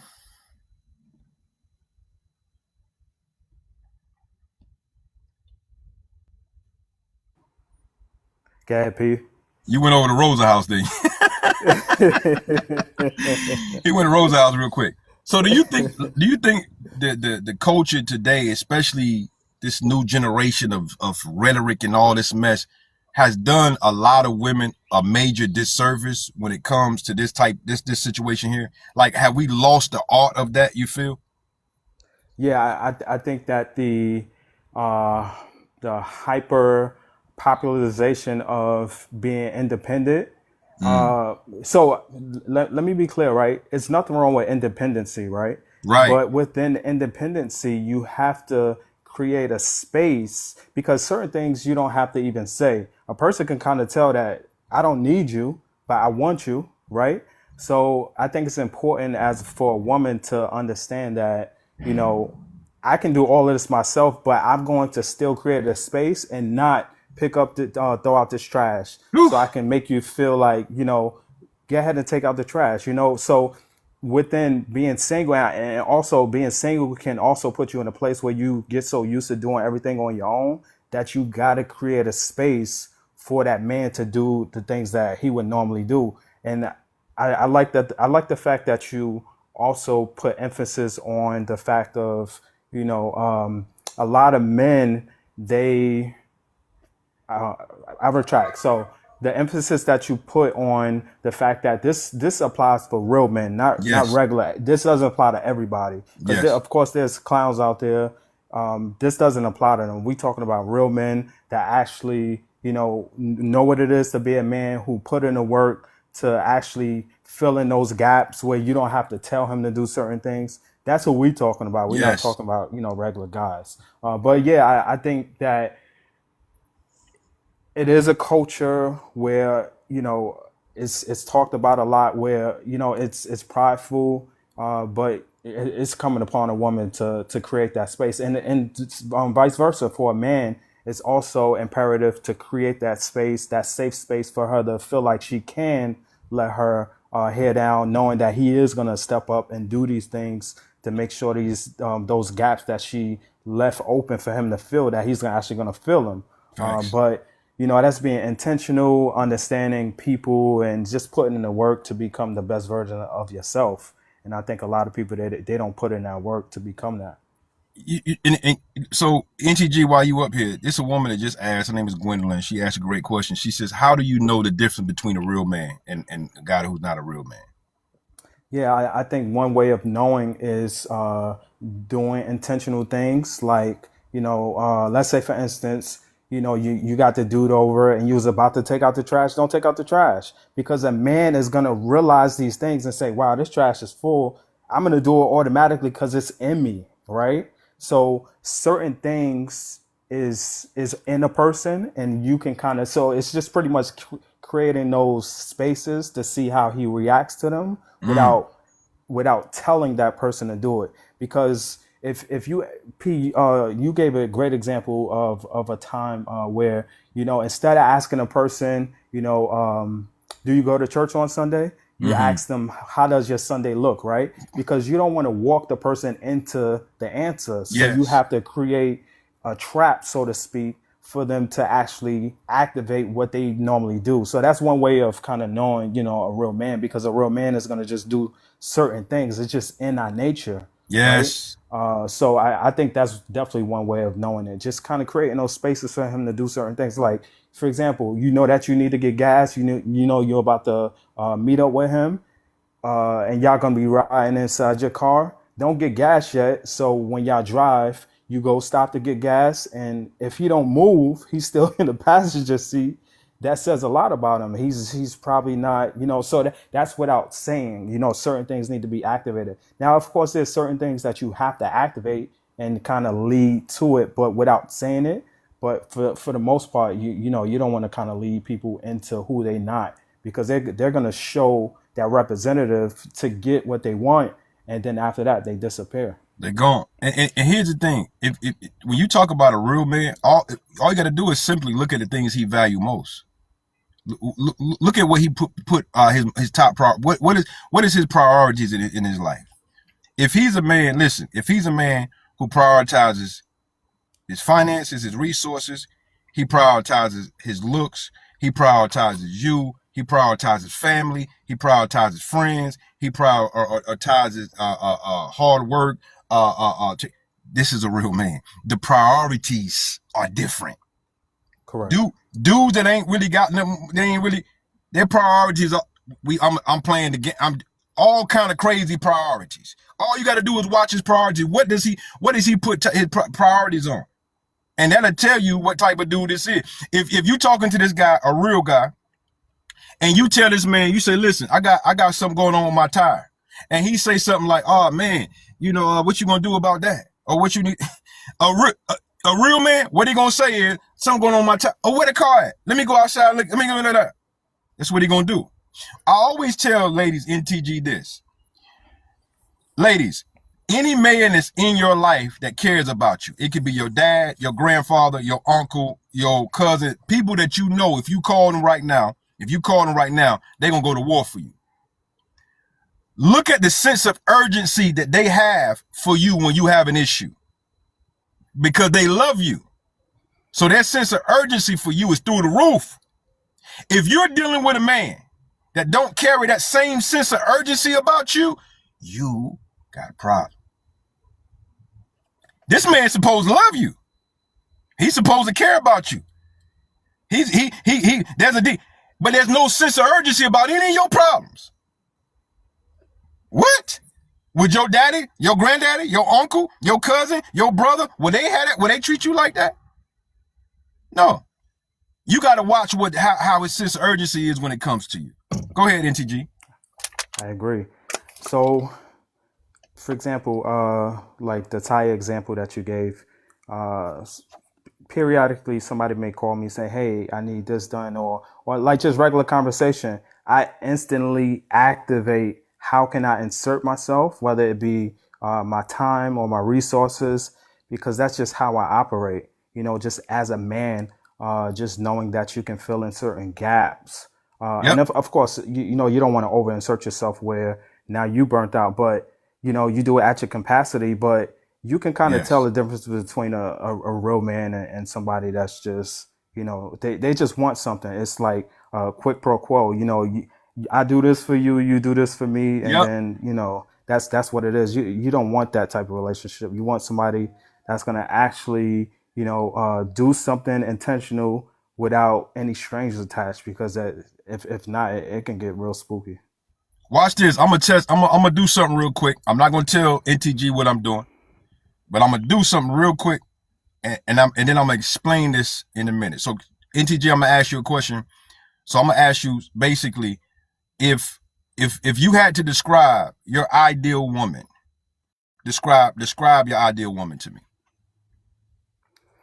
Yeah, so my ideal woman would be somebody that's compassionate, family oriented, have a relationship with God, respectful, considers others, and in being able to pivot, because my life is constantly changing. I'm always doing different things, so you have to have the ability to pivot and not be stronghold on a concept or an idea. You need to be able to pivot. Got you. All right, hold that right there, NTJ. DG, what's up, Styles?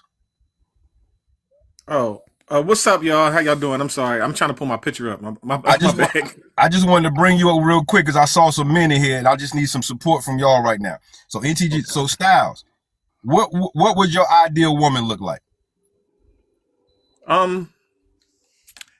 Ideal woman for me is one who is respectful to herself as well as to me.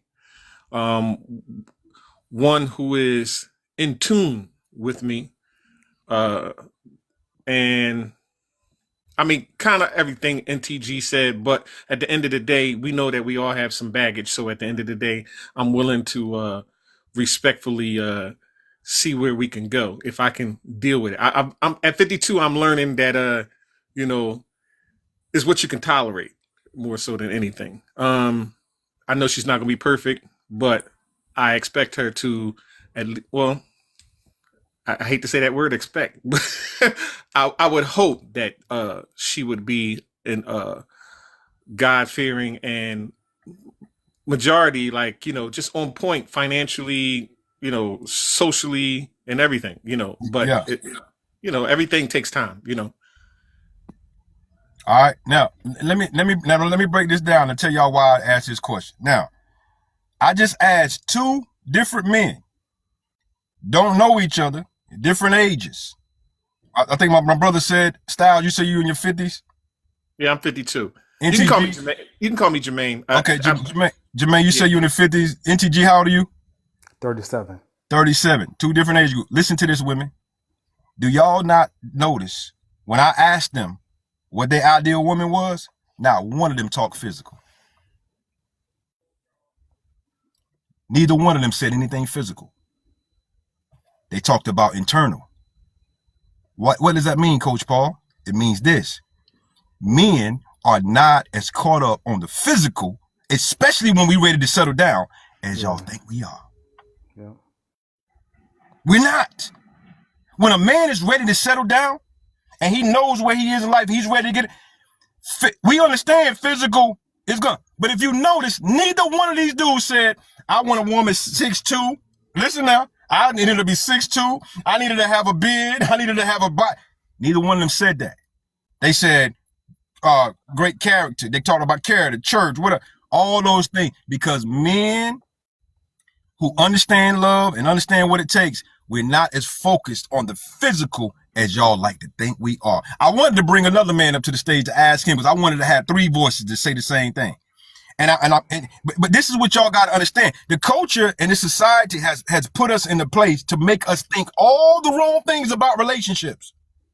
And all these ideologies that we have that ain't true and don't work. And a lot of us are wondering why a lot of times we're single. We're single because we're believing the hype, baby. It ain't what you think it is. Because at the end of the day, every man on here tell you, we've all probably dealt with beautiful women before and spent 30 seconds. Spent 30 seconds with her and said, I never want to see you again. Well, I used to, in my younger years, I used to do a lot of filming for models and stuff like that. So I used to be around pretty girls all day, but a lot of pretty girls have a lot of insecurities, Ooh. So on the inside, they're kind of, it's a lot of them are broken. They look good on the outside, but on the inside, they very broken. And so, when you have so much insecurity on the inside, it's hard to really date something like that or even vet something like that because they got a lot of walls up. They hiding a lot of things. So at the end of the day, I learned my lesson. Like you can have the prettiest woman and still have the most problems. So it's Bro. not, And let me tell you that every man know this. With every pretty woman, trust me, there's some man that's tired of dealing with. There's some man somewhere that's ready. Like I need you to leave me alone. Go ahead, NTG. I was just gonna add that to touch on the physical portion because it matters, right? Nobody wants somebody that's not aesthetically pleasing. Right. But for me, I'd rather take a strong 7 that has the other components that I talked about than to take a strong 9 and that's empty like my boy Jermaine said. So, it's a trade-off, and you got to kind of ask yourself, like, what's more important, and that stuff kind of lands you on your who you're going to be with, what you're looking for. It narrows down your search.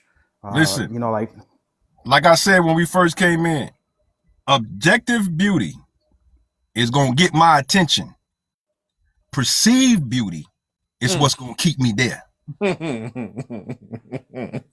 feel what I'm saying? Right. And what I was saying to them guys is that right now we got everybody that's so focused on objective beauty. We got people going to get bodies done and doing all this stuff they're doing, but guess what? Beauty standards change from decade to decade, year to year, whatever. So now you done all this work on your body, and guess what? 3 years down the road, we ain't doing that no more.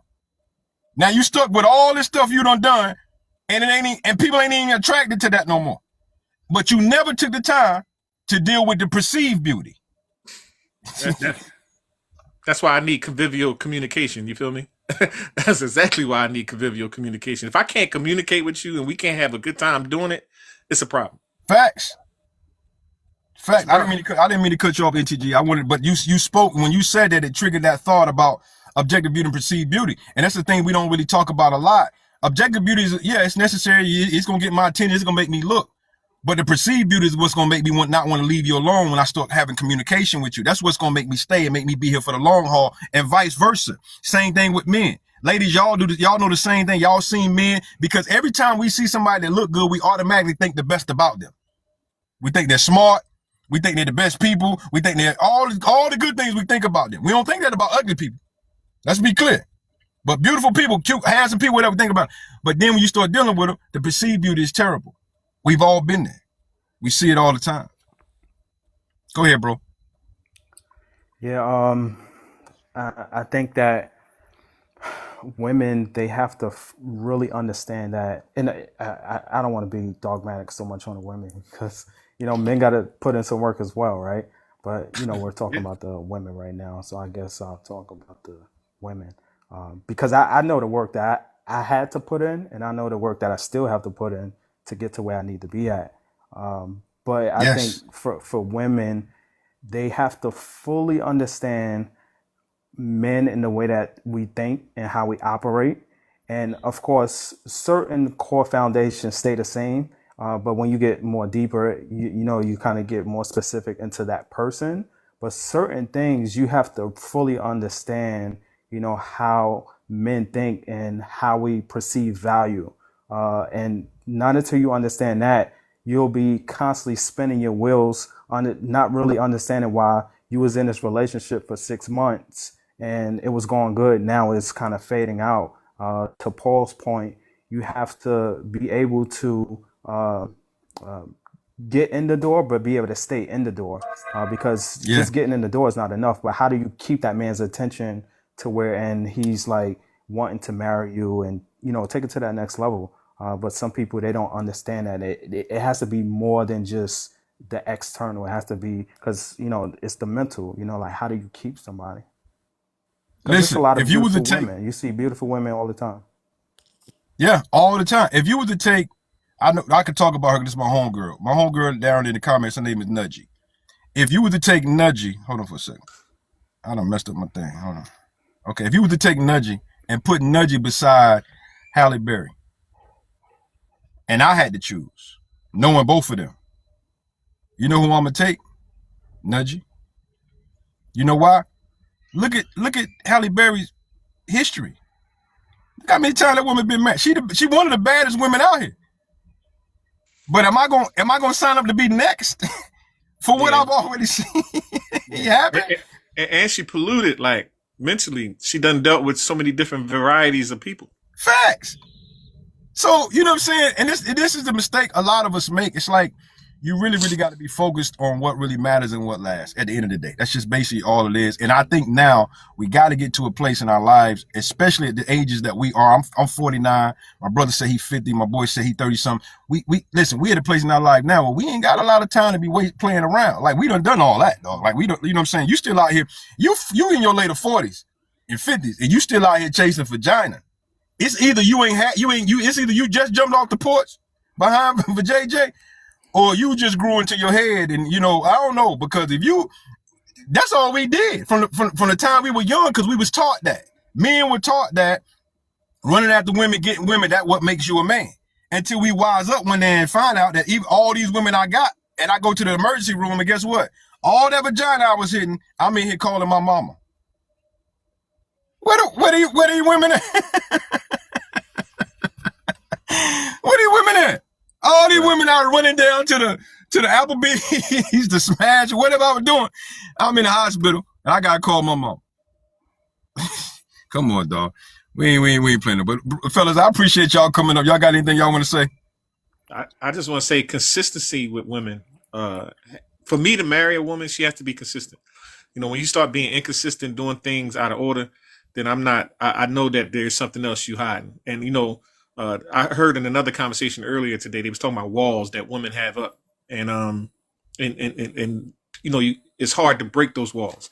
And I'm looking at it like this, you know, at 52, you should have enough conversation with me to where you start to understand that I'm in it for the long term, and I don't have time to sit there and guess. There's shouldn't be no guesswork about it. You know, we all at 50. I could tell you all my trauma and feel good about it, because at the end of the day, it made me who the man I am. You know what I'm saying? I have my own. You know what I'm saying to you. And at the end of the day, I don't have anything to hide from you, so you shouldn't have anything to hide from me. And so when you start getting and social media, I'm gonna tell you right now, like this TikTok stuff, and so it gets people all confused, man. Like it really does. And so many women get so many advice from TikTok and don't know how to be consistent within themselves. You know what I'm saying? You say you want this type of man, but then when you get that type of man, now you trying to change up the program. You know what I mean?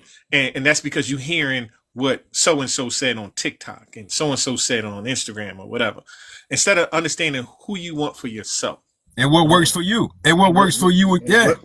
And what works for you. Yeah. You know, you trying to take the advice of Cardi B, who's a multi-millionaire, and think that that's going to work in your life. That's two totally different worlds. You don't even know the world she's actually operating in. She's talking from a whole different place. You feel what I'm saying? Right. So, man, you're right, bro. You 1000% about right now. And one thing I don't say, I will say this. I don't think you should be past trying to get insight, but it's like going to a buffet. You're not going to sit at the buffet, eat all the food every time you go in there. No, you're going to find out what's good for you, and that's what you're going to choose now on. Some of y'all got too many voices.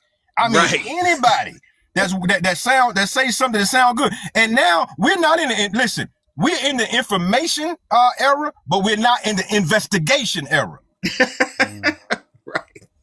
Right. We don't investigate nothing. We just, if it sound good, it make me feel good when he said it, it's right. Get out of here. Yeah, I appreciate you, Coach Paul, for allowing me. Thank you, man, for coming up. I really appreciate it, brother. Yeah, I see you all the time. I be trying to come up on here, but I'll be at work sometimes, so I can't. You know what I mean? Listen, I need more men coming to my platform. I don't know why they don't. You know what I'm saying? Because I would welcome y'all, especially if you coming up talking like you got some sense. I just don't want to deal with the foolishness. We ain't gonna get in here and start arguing and bashing about stupidity. But when we can come in here and talk like this, anytime you in here, NTG2 know the same thing. Come on, bro, send me a request. I'll bring you up. Most definitely. I appreciate it. Appreciate you, man. NTG, man. Good luck to you, man. I appreciate you too. You know what I'm saying? Of course, bro. I'll follow you, bro. All right, most definitely. Yeah, most definitely. I'll get with y'all later. I gotta go to work. All right, bro. Man. All right, thanks. All right. NTG, before you get off, I want you to do something. I want you to, because let me tell y'all, NTG is one of them dudes. He don't really talk about what he really got popping. This boy right here, y'all looking at, this boy got some serious things going on. Like, this ain't no This ain't no little Rudy Poop dude right here. You got some stuff. Can you just kind of give a real quick synopsis, brother, of what you got, all the stuff you got going on? This boy on laundromats, everything. Can you talk about that? Yeah, of course. So I'll kind of start off a little bit from just to kind of get some foundation. So for me, uh, the relationship stuff ties into this because for me, being financially literate and being able to take on that financial responsibility for my family is important to me. I was married for, somebody said in the comments why y'all not married. I was married for 9 years after my divorce. I kind of learned some stuff, right? And I had to figure out, so one statistic states that one of the leading causes for divorce is finances, right? So I said to myself, I need to get my finances together, right? Not that we got divorced for finances, but me knowing those statistics, I don't want to fight against that, right? And it also goes into being a man, being able to, carry that burden, right? So I've spent a lot of years just trying to figure out these financial vehicles, studying stocks, studying real estate, just finding that vehicle that can take me to my financial goal, right? And I think a lot of times what people do is they get into an investment vehicle and then they do the work on the back end on what that lifestyle looks like, right? So for example, what I do is I calculate my lifestyle. So for instance, if I know I want to drive a certain kind of car, I want to live in a certain kind of house, I want to do a quarterly vacation, you add up that cost of your life, right? And then you can then find that investment vehicle that can actually take you there. Because it doesn't make sense to get into a vehicle that can't take you to where you're going, right? So you have to calculate what your life look like. How do you want your life? How do you see your life? And then the next step would be to then find that investment vehicle. So I had searched for a long time, looking for that investment vehicle to actually take me to where I want to go. And I've landed in that spot where now I do business acquisitions, where I find businesses for sale. And then, it affords me the opportunity of a better quality of life, like being able to spend more time with family, being able to, donate to nonprofits, to show love to my boy Paul. It affords me these opportunities because it's not only about the money, it's about time, right? Because it doesn't make Right. sense to have money, but you can't enjoy it, right? And it doesn't make Right. sense to be broke, but you have a whole bunch of time. So you have to try to find a balance between the two where you have money plus time, which is a challenging balance to find. But if done correctly, you can find that balance. But like I said, I do business acquisitions. I buy various businesses. I've recently got approved for $1 million loan. I'm in the process of buying a $1 million business, and then we'll be working next on a $5 million business. And I actually created a plan for my whole family, a succession plan for my whole family, where I'll be selling one of my businesses to my brother, and then he'll then sell that business to my next brother. It's a lot of us, it's 9 kids. So just kind of creating that avenue for everybody to go through to have time plus money. And then our whole quality of life is better. Now we can spend more time with our nieces and nephews. And, it just increases your lifestyle overall. Once you figure out that financial portion of it, and then you add that with a good heart, those two together, you can't lose. A lot of times you have people that make it successfully, but they have a bad heart. So that's where you see that, the wickedness. But if you can get those two together, the money plus a good heart, you're in a win-win situation. So somebody to comment musically beautiful from Jesus. She says, "Do you teach courses?" Yeah, I actually have I'm launching. So all of this in-house stuff that I've been doing, because I think it's important to first figure out the system before you make it public. Because if the system doesn't work and you trying to give something to somebody that doesn't work, you need to first show proof of concept that it actually worked, right? Once you, like what P is doing, right?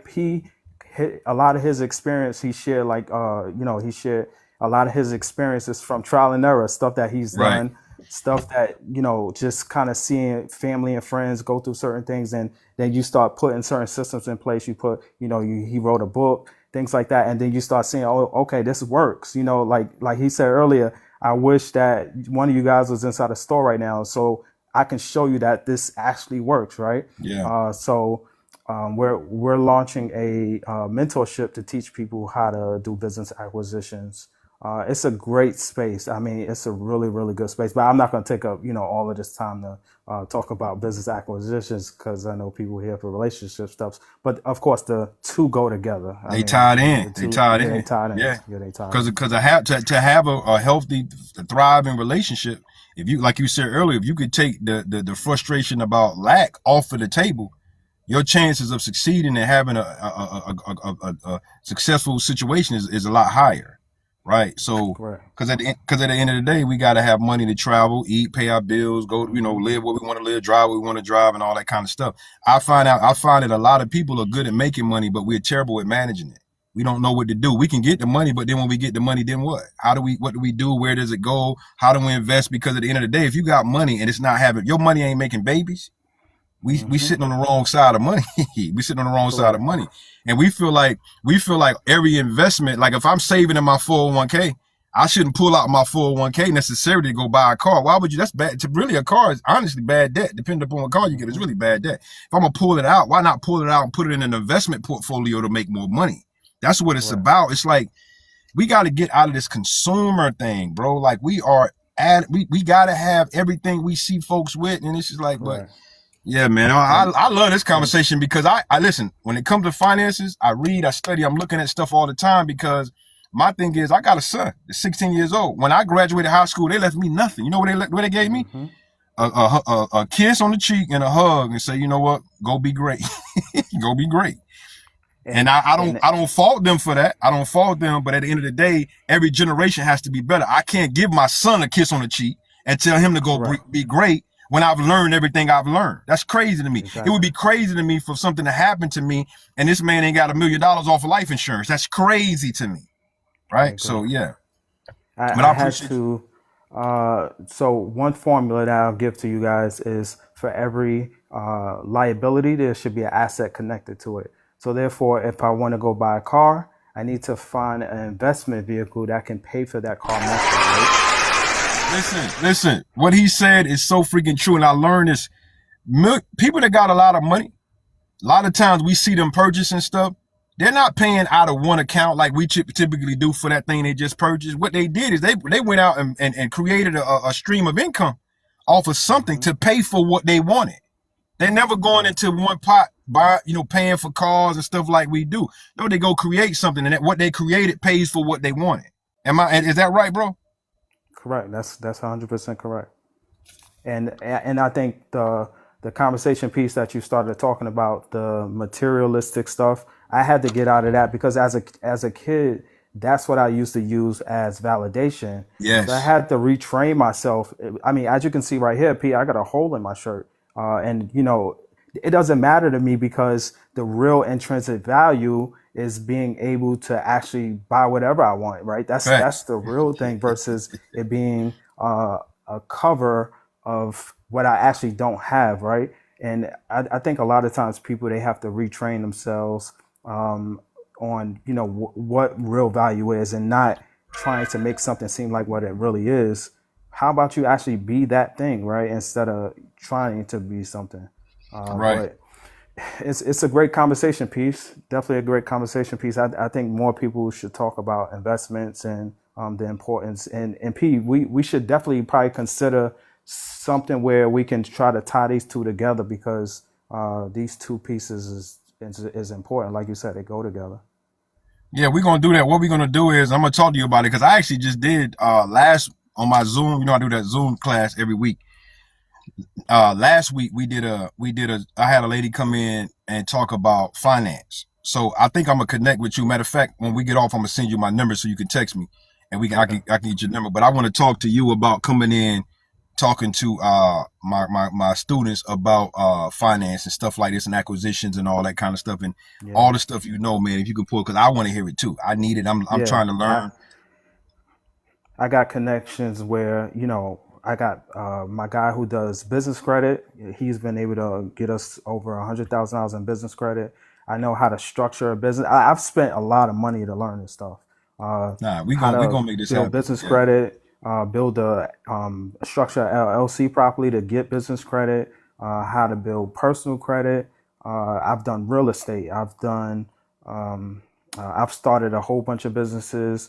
I mean, I know a lot, Pete. I know a lot. I have a lot to offer Nah, to, just we kind of gonna help people go to that next level. we gonna make it happen. And what I'm gonna do is recruit. I'm gonna start recruiting now about that. Somebody just said debt free is life too. Let me tell you all about it. You see, this is why we gotta educate ourselves. Not having debt is not a good thing. Okay? Let me be crystal clear. Debt is a good thing if you got good debt. Correct. And It's the then using the bad, formula that I talked about. yeah, it's the bad debt you don't want. A lot of us got too much. We see middle class, all we trying to do a lot of time is get rid of debt, get a high credit score, but then for what? We don't know what to do next. There's a next move for all that if you're gonna There's the do that. next level. Right. Debt is good. If you got debt, that's a good debt. House or mortgage, that's good debt. A business or something like that. That's depending upon how the business functions. That's good debt. That's good debt and that's bad debt. You want to get rid of a lot of your bad debt and replace it with good debt, something that's gonna give something back to you. So don't think, Correct. ladies and gentlemen, just because you ain't got debt that you winning. No, you need some debt. You need good debt. And P, I'll say this, right? So with my business credit cards that I use, which I mean, let's be clear, it has to be strategic, right? So these business credit cards that I use, they have 0% interest for let's say 12 months, right? I need to then know or have a plan once that 12 months is up, right? Because now I have to pay that interest, right? So let that be in one part. But the major part to that in terms of the debt conversation is that most people, it would probably take, let's say for instance, I'll use the Chase card that I got approved for 75,000, right? Most people, it would take them probably a strong 5 years to save 75,000. I was able to get approved for the 75,000 in a week, right? And being able to have that liquid cash in a week to be able to buy a business, right? So I'm making a power move in a week, and it's going to take you 5 years to save the 75,000 to move to make that same move. And I've made so much money within that 5 years. So to just being strategic with debt, like I said, having a plan for the debt, understanding how much that debt cost you, right? Because and then another great point is that when it comes down to debt, you have to understand that these banks aren't going to give you any money if they don't see how you've managed your debt. So if you don't have a car, if you've never financed a car and you're going to try to get, let's say, a $50,000 car, but you've never had any car, they're going to say, we don't know you. It's a relationship thing. Your credit profile is just showing how you handle your money. But if you've never had debt, they're not going to give you anything. Facts. So you have to get debt. These are the conversations we got to have more of, and especially when you're talking about relationships, because we want to move into a relationship with it. And see, it should never be a discussion of 50-50. When everybody, you winning, I'm winning, 50-50. We coming in 100-100. Everybody just doing whatever needs to be done, and we making it happen, and we investing, and we winning, and we living. We talk too much about stuff that don't really matter. And the reason why we put so much talk about it is because somebody's doing bad and they need somebody to help them do better. Correct. That's just really what it is at the end of the day. I can guarantee you don't hear other groups of people unless they talking about a prenup. They ain't really talking about no 50-50. What we going? They ain't nobody. They ain't. It's usually broke people or people on. You know what I'm saying? It's talking that 50-50 nonsense. We just winning. What we doing? We going out. Listen. My girlfriend makes way more money than me. Way more, because she was in the military for 26 years and she did great for herself, and she came out and she way more money than me. But guess what? She still come to me and ask me for money. She still gonna ask me money, right? And I'm not gonna tell her, nah, you make more money. No. She mad. She would need money. What you need? All right, here you go. You feel what I'm saying? Because I love her, she loved me. It ain't never no conversation about who's doing what we doing. Man, are we getting it done? I'm taking her to I'm taking her birthday is next month. I'm taking her to Jamaica. She want to go to Jamaica next month. She ain't paying for that. She make way more money than me. You think I care? Like I'm saying, no, you make nah. I'm paying for the trip. Why? It's her birthday. And guess what? On my birthday, guess what she did for me? Paid for everything on my birthday. It was never a conversation. It's just what we do because we love each other. Because I appreciate you for coming up, bro.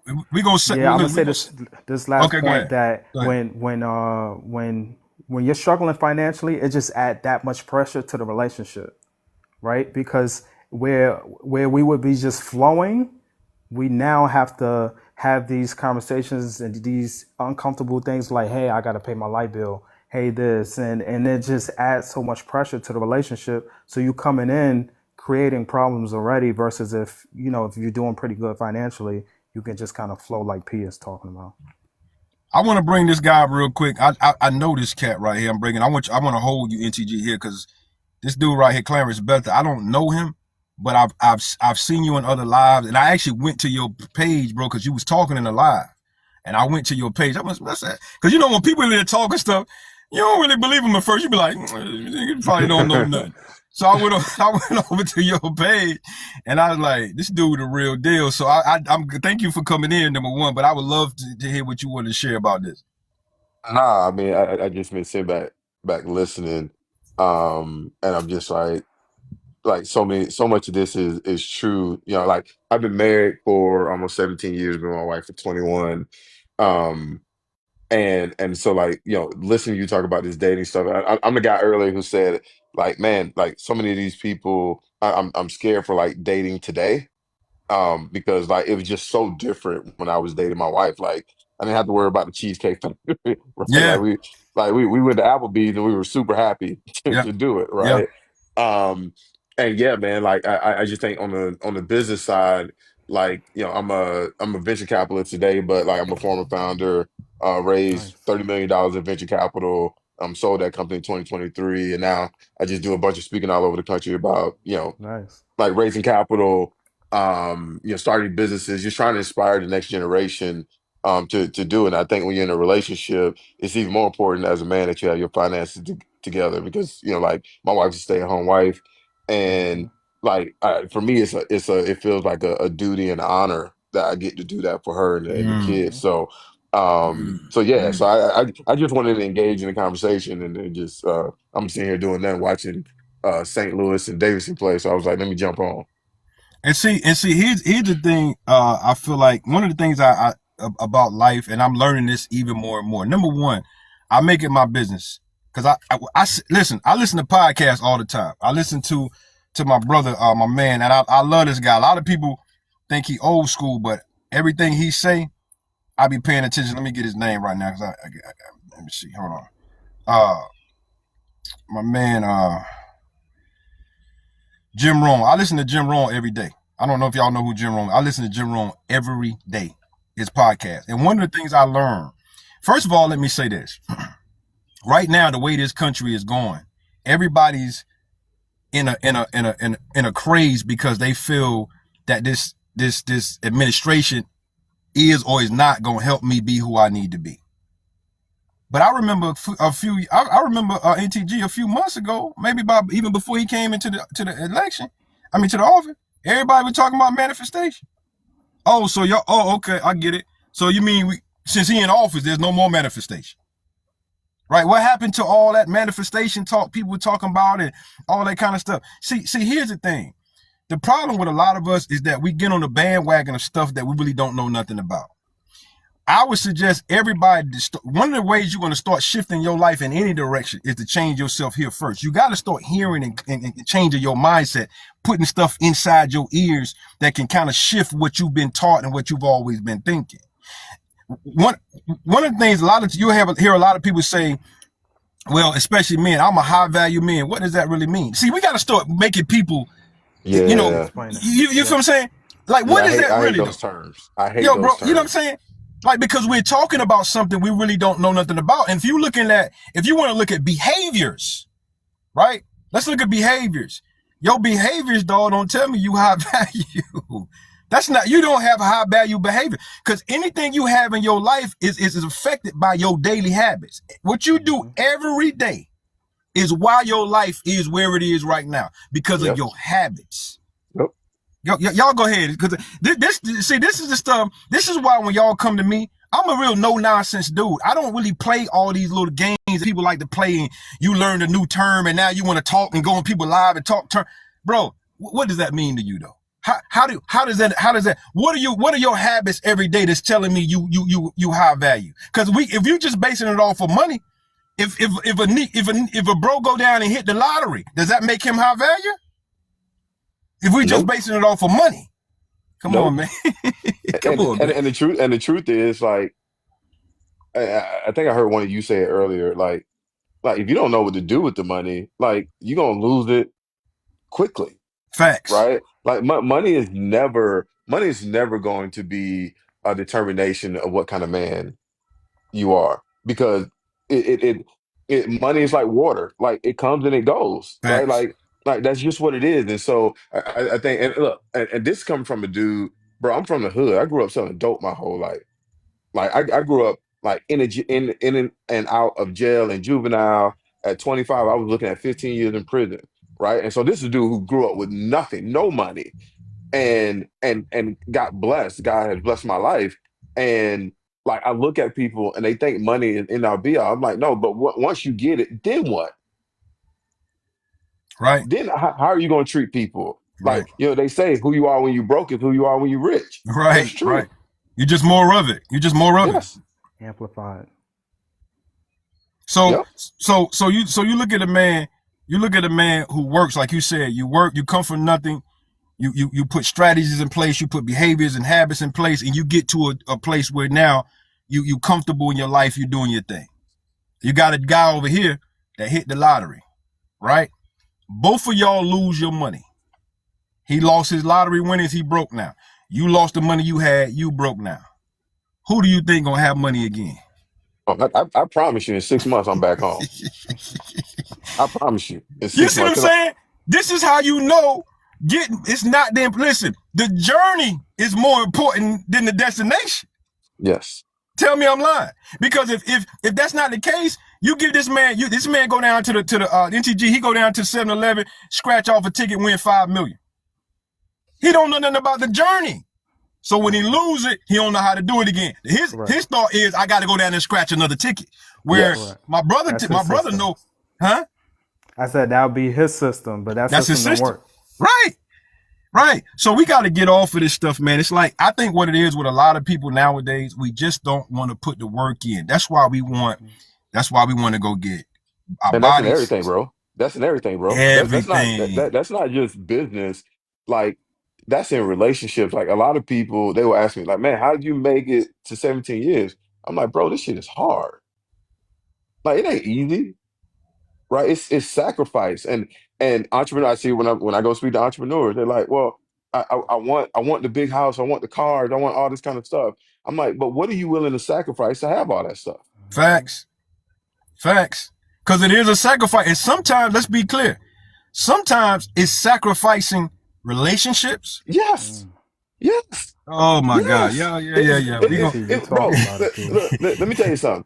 I can tell you right now Boy.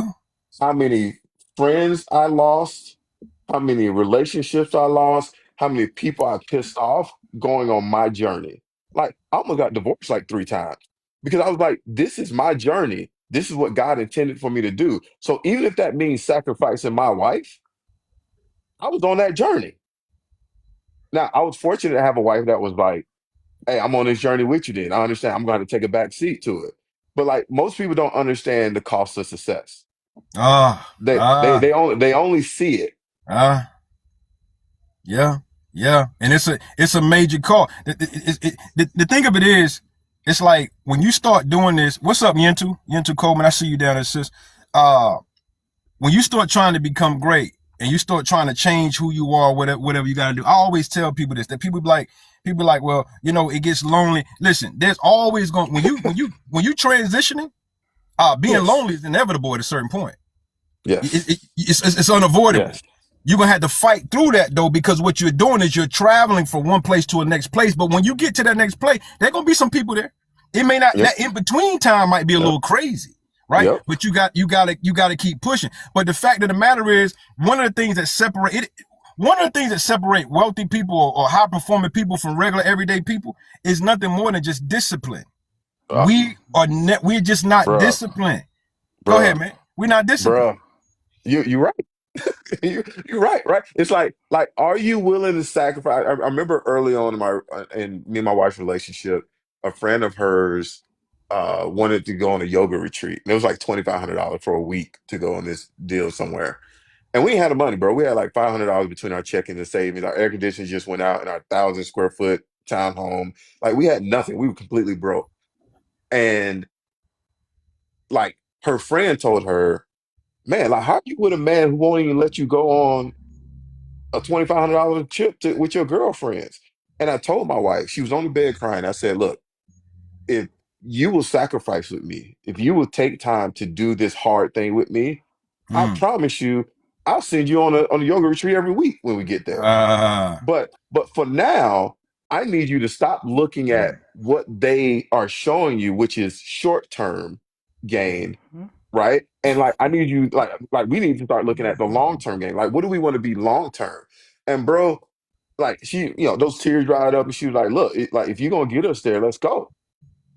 You know what I mm, mean? And like I think a lot of people they don't understand the cost. It's like, how can you expect extraordinary results while you doing ordinary shit? mm, mm. You can't expect greatness when you're not willing to sacrifice going out to a club, when you're not willing to sacrifice finding that Honda Accord, like when you're not willing to sacrifice the things today because they make you feel good today, bro. Listen, Most people just won't do that. you know, one of the things I learned in my life, man, and I still deal with it to the day. And I found this out a long time ago. One of the hardest people in the world to say no to is yourself. Yep. Hardest person in the world to say no to. Because yourself would throw a fit when it wants something. And you got to tell it no. Right? You could tell everybody else no. But when it's your time to tell yourself no, it's one of the hardest things to do. I tell every woman in here and any man, and I'm really say this to the women. The reason why I say this to the women is because, listen, a lot of women say today, I want a high performing man. I want a man to do this. I want a man to do that. You got to be careful with that. Because people who are really, really high performing people, they are laser focused in most cases. And one of the things you never want this dude to do is to have to choose between you and his purpose. Hey, hey, I'm about to pass around an offering plate. You preach, boy. Cause you know who gonna lose that battle every time? Her. Every single time. Every time. You're gonna lose that, baby. So when you jump into this situation, you better already know what comes with it. Because it ain't what you think. It's not gonna be like my man said, there's gonna be times where he has to say, you can't go with your girls this particular, because there's an agenda here, right? Are you gonna be okay with that as a woman that say you want this type of man who's able to oversee and understand where we need to go, how we need to get there, and I'm going to dictate to the family the steps we need to take to do it, and I'm going to make sure we all stay committed to it. Are you okay with that then, baby? See, y'all ain't ready for me today. Y'all don't want to talk. This is what we're going to do. I got to get off this thing, man. Listen, I'm going to give y'all some last words, but what we going to do, this is what I want us to do. Clarence and NTG, I want us to be able to come back together again because I love the vibe between us. I love the synergy here, and I think it's blessing the people. What I'm gonna do is inbox y'all, and I'm gonna see a good time for us all to come back together again, so we can do this again. Is that okay? Yeah, that's perfectly fine with me. Okay, bet. Yes, sir. Let's do it. Okay, cool. So I'll inbox y'all when we get off here. Y'all got anything else y'all want to say? And I'm gonna drop y'all, and I'm gonna get some last words, and we are gonna get out of here. Nah, I'm good. I'm gonna get out your way, man. Okay, bro. Yeah, I'm NTG, good as you well. got anything? Just keep on chipping away to become the best version of yourself. Bet. Thank you, my brother. Thanks for coming up. All right, so listen, I love this. This is the stuff I love because it's like all of us are sometimes challenged in certain areas that we're trying to get to the next level. Getting to the next level is not easy because you got to undo a lot of mindsets, behaviors, patterns, and all that kind of stuff to create the life you want. The life you want is here. It's right. It's at your reach, but it takes shifting within you. Right? And it's not always easy, right? But you got to learn to do stuff whether you feel like doing it or not. You can't always count on motivation because motivation to stop being motivation. You want your motivation and your action to turn into a habit. That's what you want.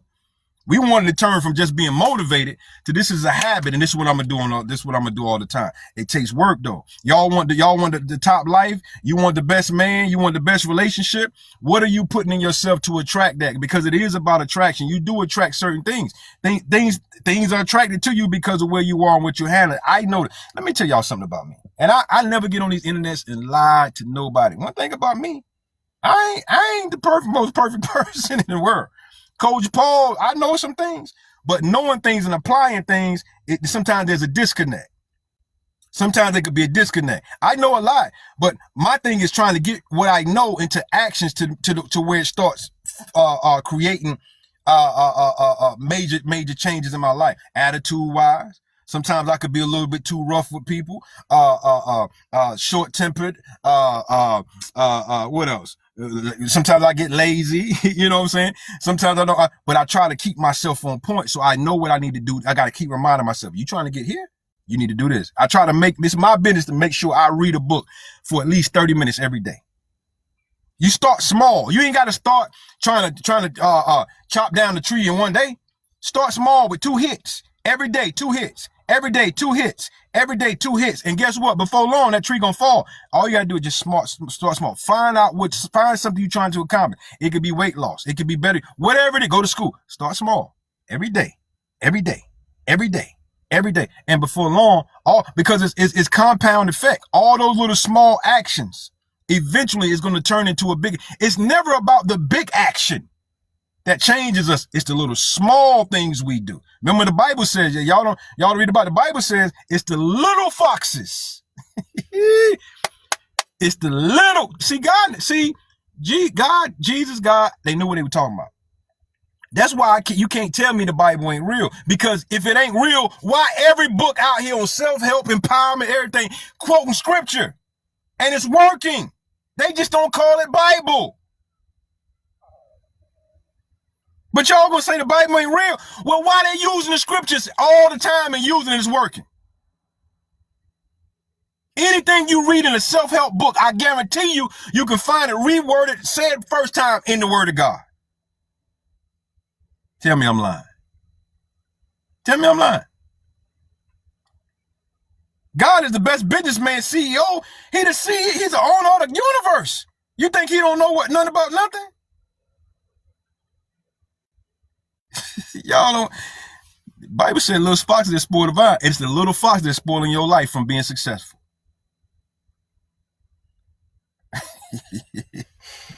Lord, Lord, Lord. I love conversation like this. This gets me stirred up. I'm going to be stirred up all day. All right, let me say this again. For all of you ladies that have not gone and got the ebook, go to my website right here, paullbryant.com. Go get the ebook and do the work. I'm trying to put something in your lap to whenever you meet a guy, go on a date, you know exactly how to handle yourself, questions to ask, what you need. And it's also going to tell you, you need to read the list to tell you if you need to be dating at all. Some of y'all need to get off the dating scene, because every man you meet is going to come in Monday, Tuesday, Wednesday, Thursday. And you're gonna turn what you thought was a real connection into a sexual relationship, all because you wasn't ready. Go get the ebook. Go get the ebook. Go get the ebook. Also, the 30-day guided workbook right here on this website. If you need a coaching call with me, right? Matter of fact, what I'm gonna do, this is what I typically do. This first 7 women that go buy the ebook today, I'm gonna include a coaching call with the ebook. I do everything I can to try to help y'all. A lot of stuff I do, my coaches tell me I shouldn't do, but I care for y'all and I want y'all to win. Let me tell y'all, I got so much to say. My granddad used to say, boy, say something for Jesus. My granddad used to tell me, he said, boy, you can't tell it all right now. Say something for heaven, right? So I ain't gonna tell y'all all that right now. But go right here. Go right here and get the book. Yeah, go get the book, Kathy, for your ladies, for your women's group, whatever. PaulLBryant.com. Go get the ebook. You can download it today. Go get my 30-day guided workbook. You can get that. For the first 7 women to get the book, you also can get a coaching call. If you get the 30-day guided workbook, you also can get a coaching call. Go get your books. Have them. It's only the ebook to purchase. No, the ebook is there, but you got my 30-day guided workbook as well. That's a hard copy that's gonna be mailed to you. right? So you need them both. I would say go get them both. Put back into yourself, so back into your invest yourself. So the next time you meet him, he ain't gonna be able to run no game on you because you're gonna be able to go right to that quick reference ebook or that 30-day guide workbook, look over and say, oh, okay. Coach Paul said this. Okay. How do you buy it? You go right here. PaulLBryant.com is the website. Not the word dot, but the dot. PaulLBryant.com. 2 books on there. I got a 30-day guide workbook. That's a hard copy that will be mailed to you, and you got the ebook that will be downloaded.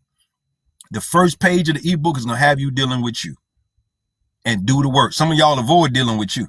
You want to deal with everything else. You don't want to deal with you. PaulLBryant.com. PaulLBryant.com. I love you guys. This was a great call. I mean, a great live today. I didn't mean to stay on here this long, but it was amazing. It was amazing. Shatia King, you can't help but see it. Sis, when you go to my website, PaulLBryant.com, you scroll up, there's 2 tabs. There's one tab that says 5 tips to dating success. The first tab, you scroll up a little more, you can see another one that says 30-day guided workbook. You can't miss it. Right there on my website. Make sure y'all, when you go to my website, you put 2 L's. Some of y'all put 1 L. You got to put 2 L's. Paul is spelled P-A-U-L. There's another L and then Bryant. So PaulLBryant.com. .com, not the word dot. And as soon as you go there, you will see my handsome face on at the top of the page. You scroll up. Both of the books are right there. The first book is 5 Tips for Dating Success. Yep. And then the next one is right under that. Okay. I appreciate y'all. I'll talk to y'all again soon. Thank y'all for spending time with me. We're going to be back. We're going to be back. We're going to be back. All right. Y'all be good. Take care. Have a great day.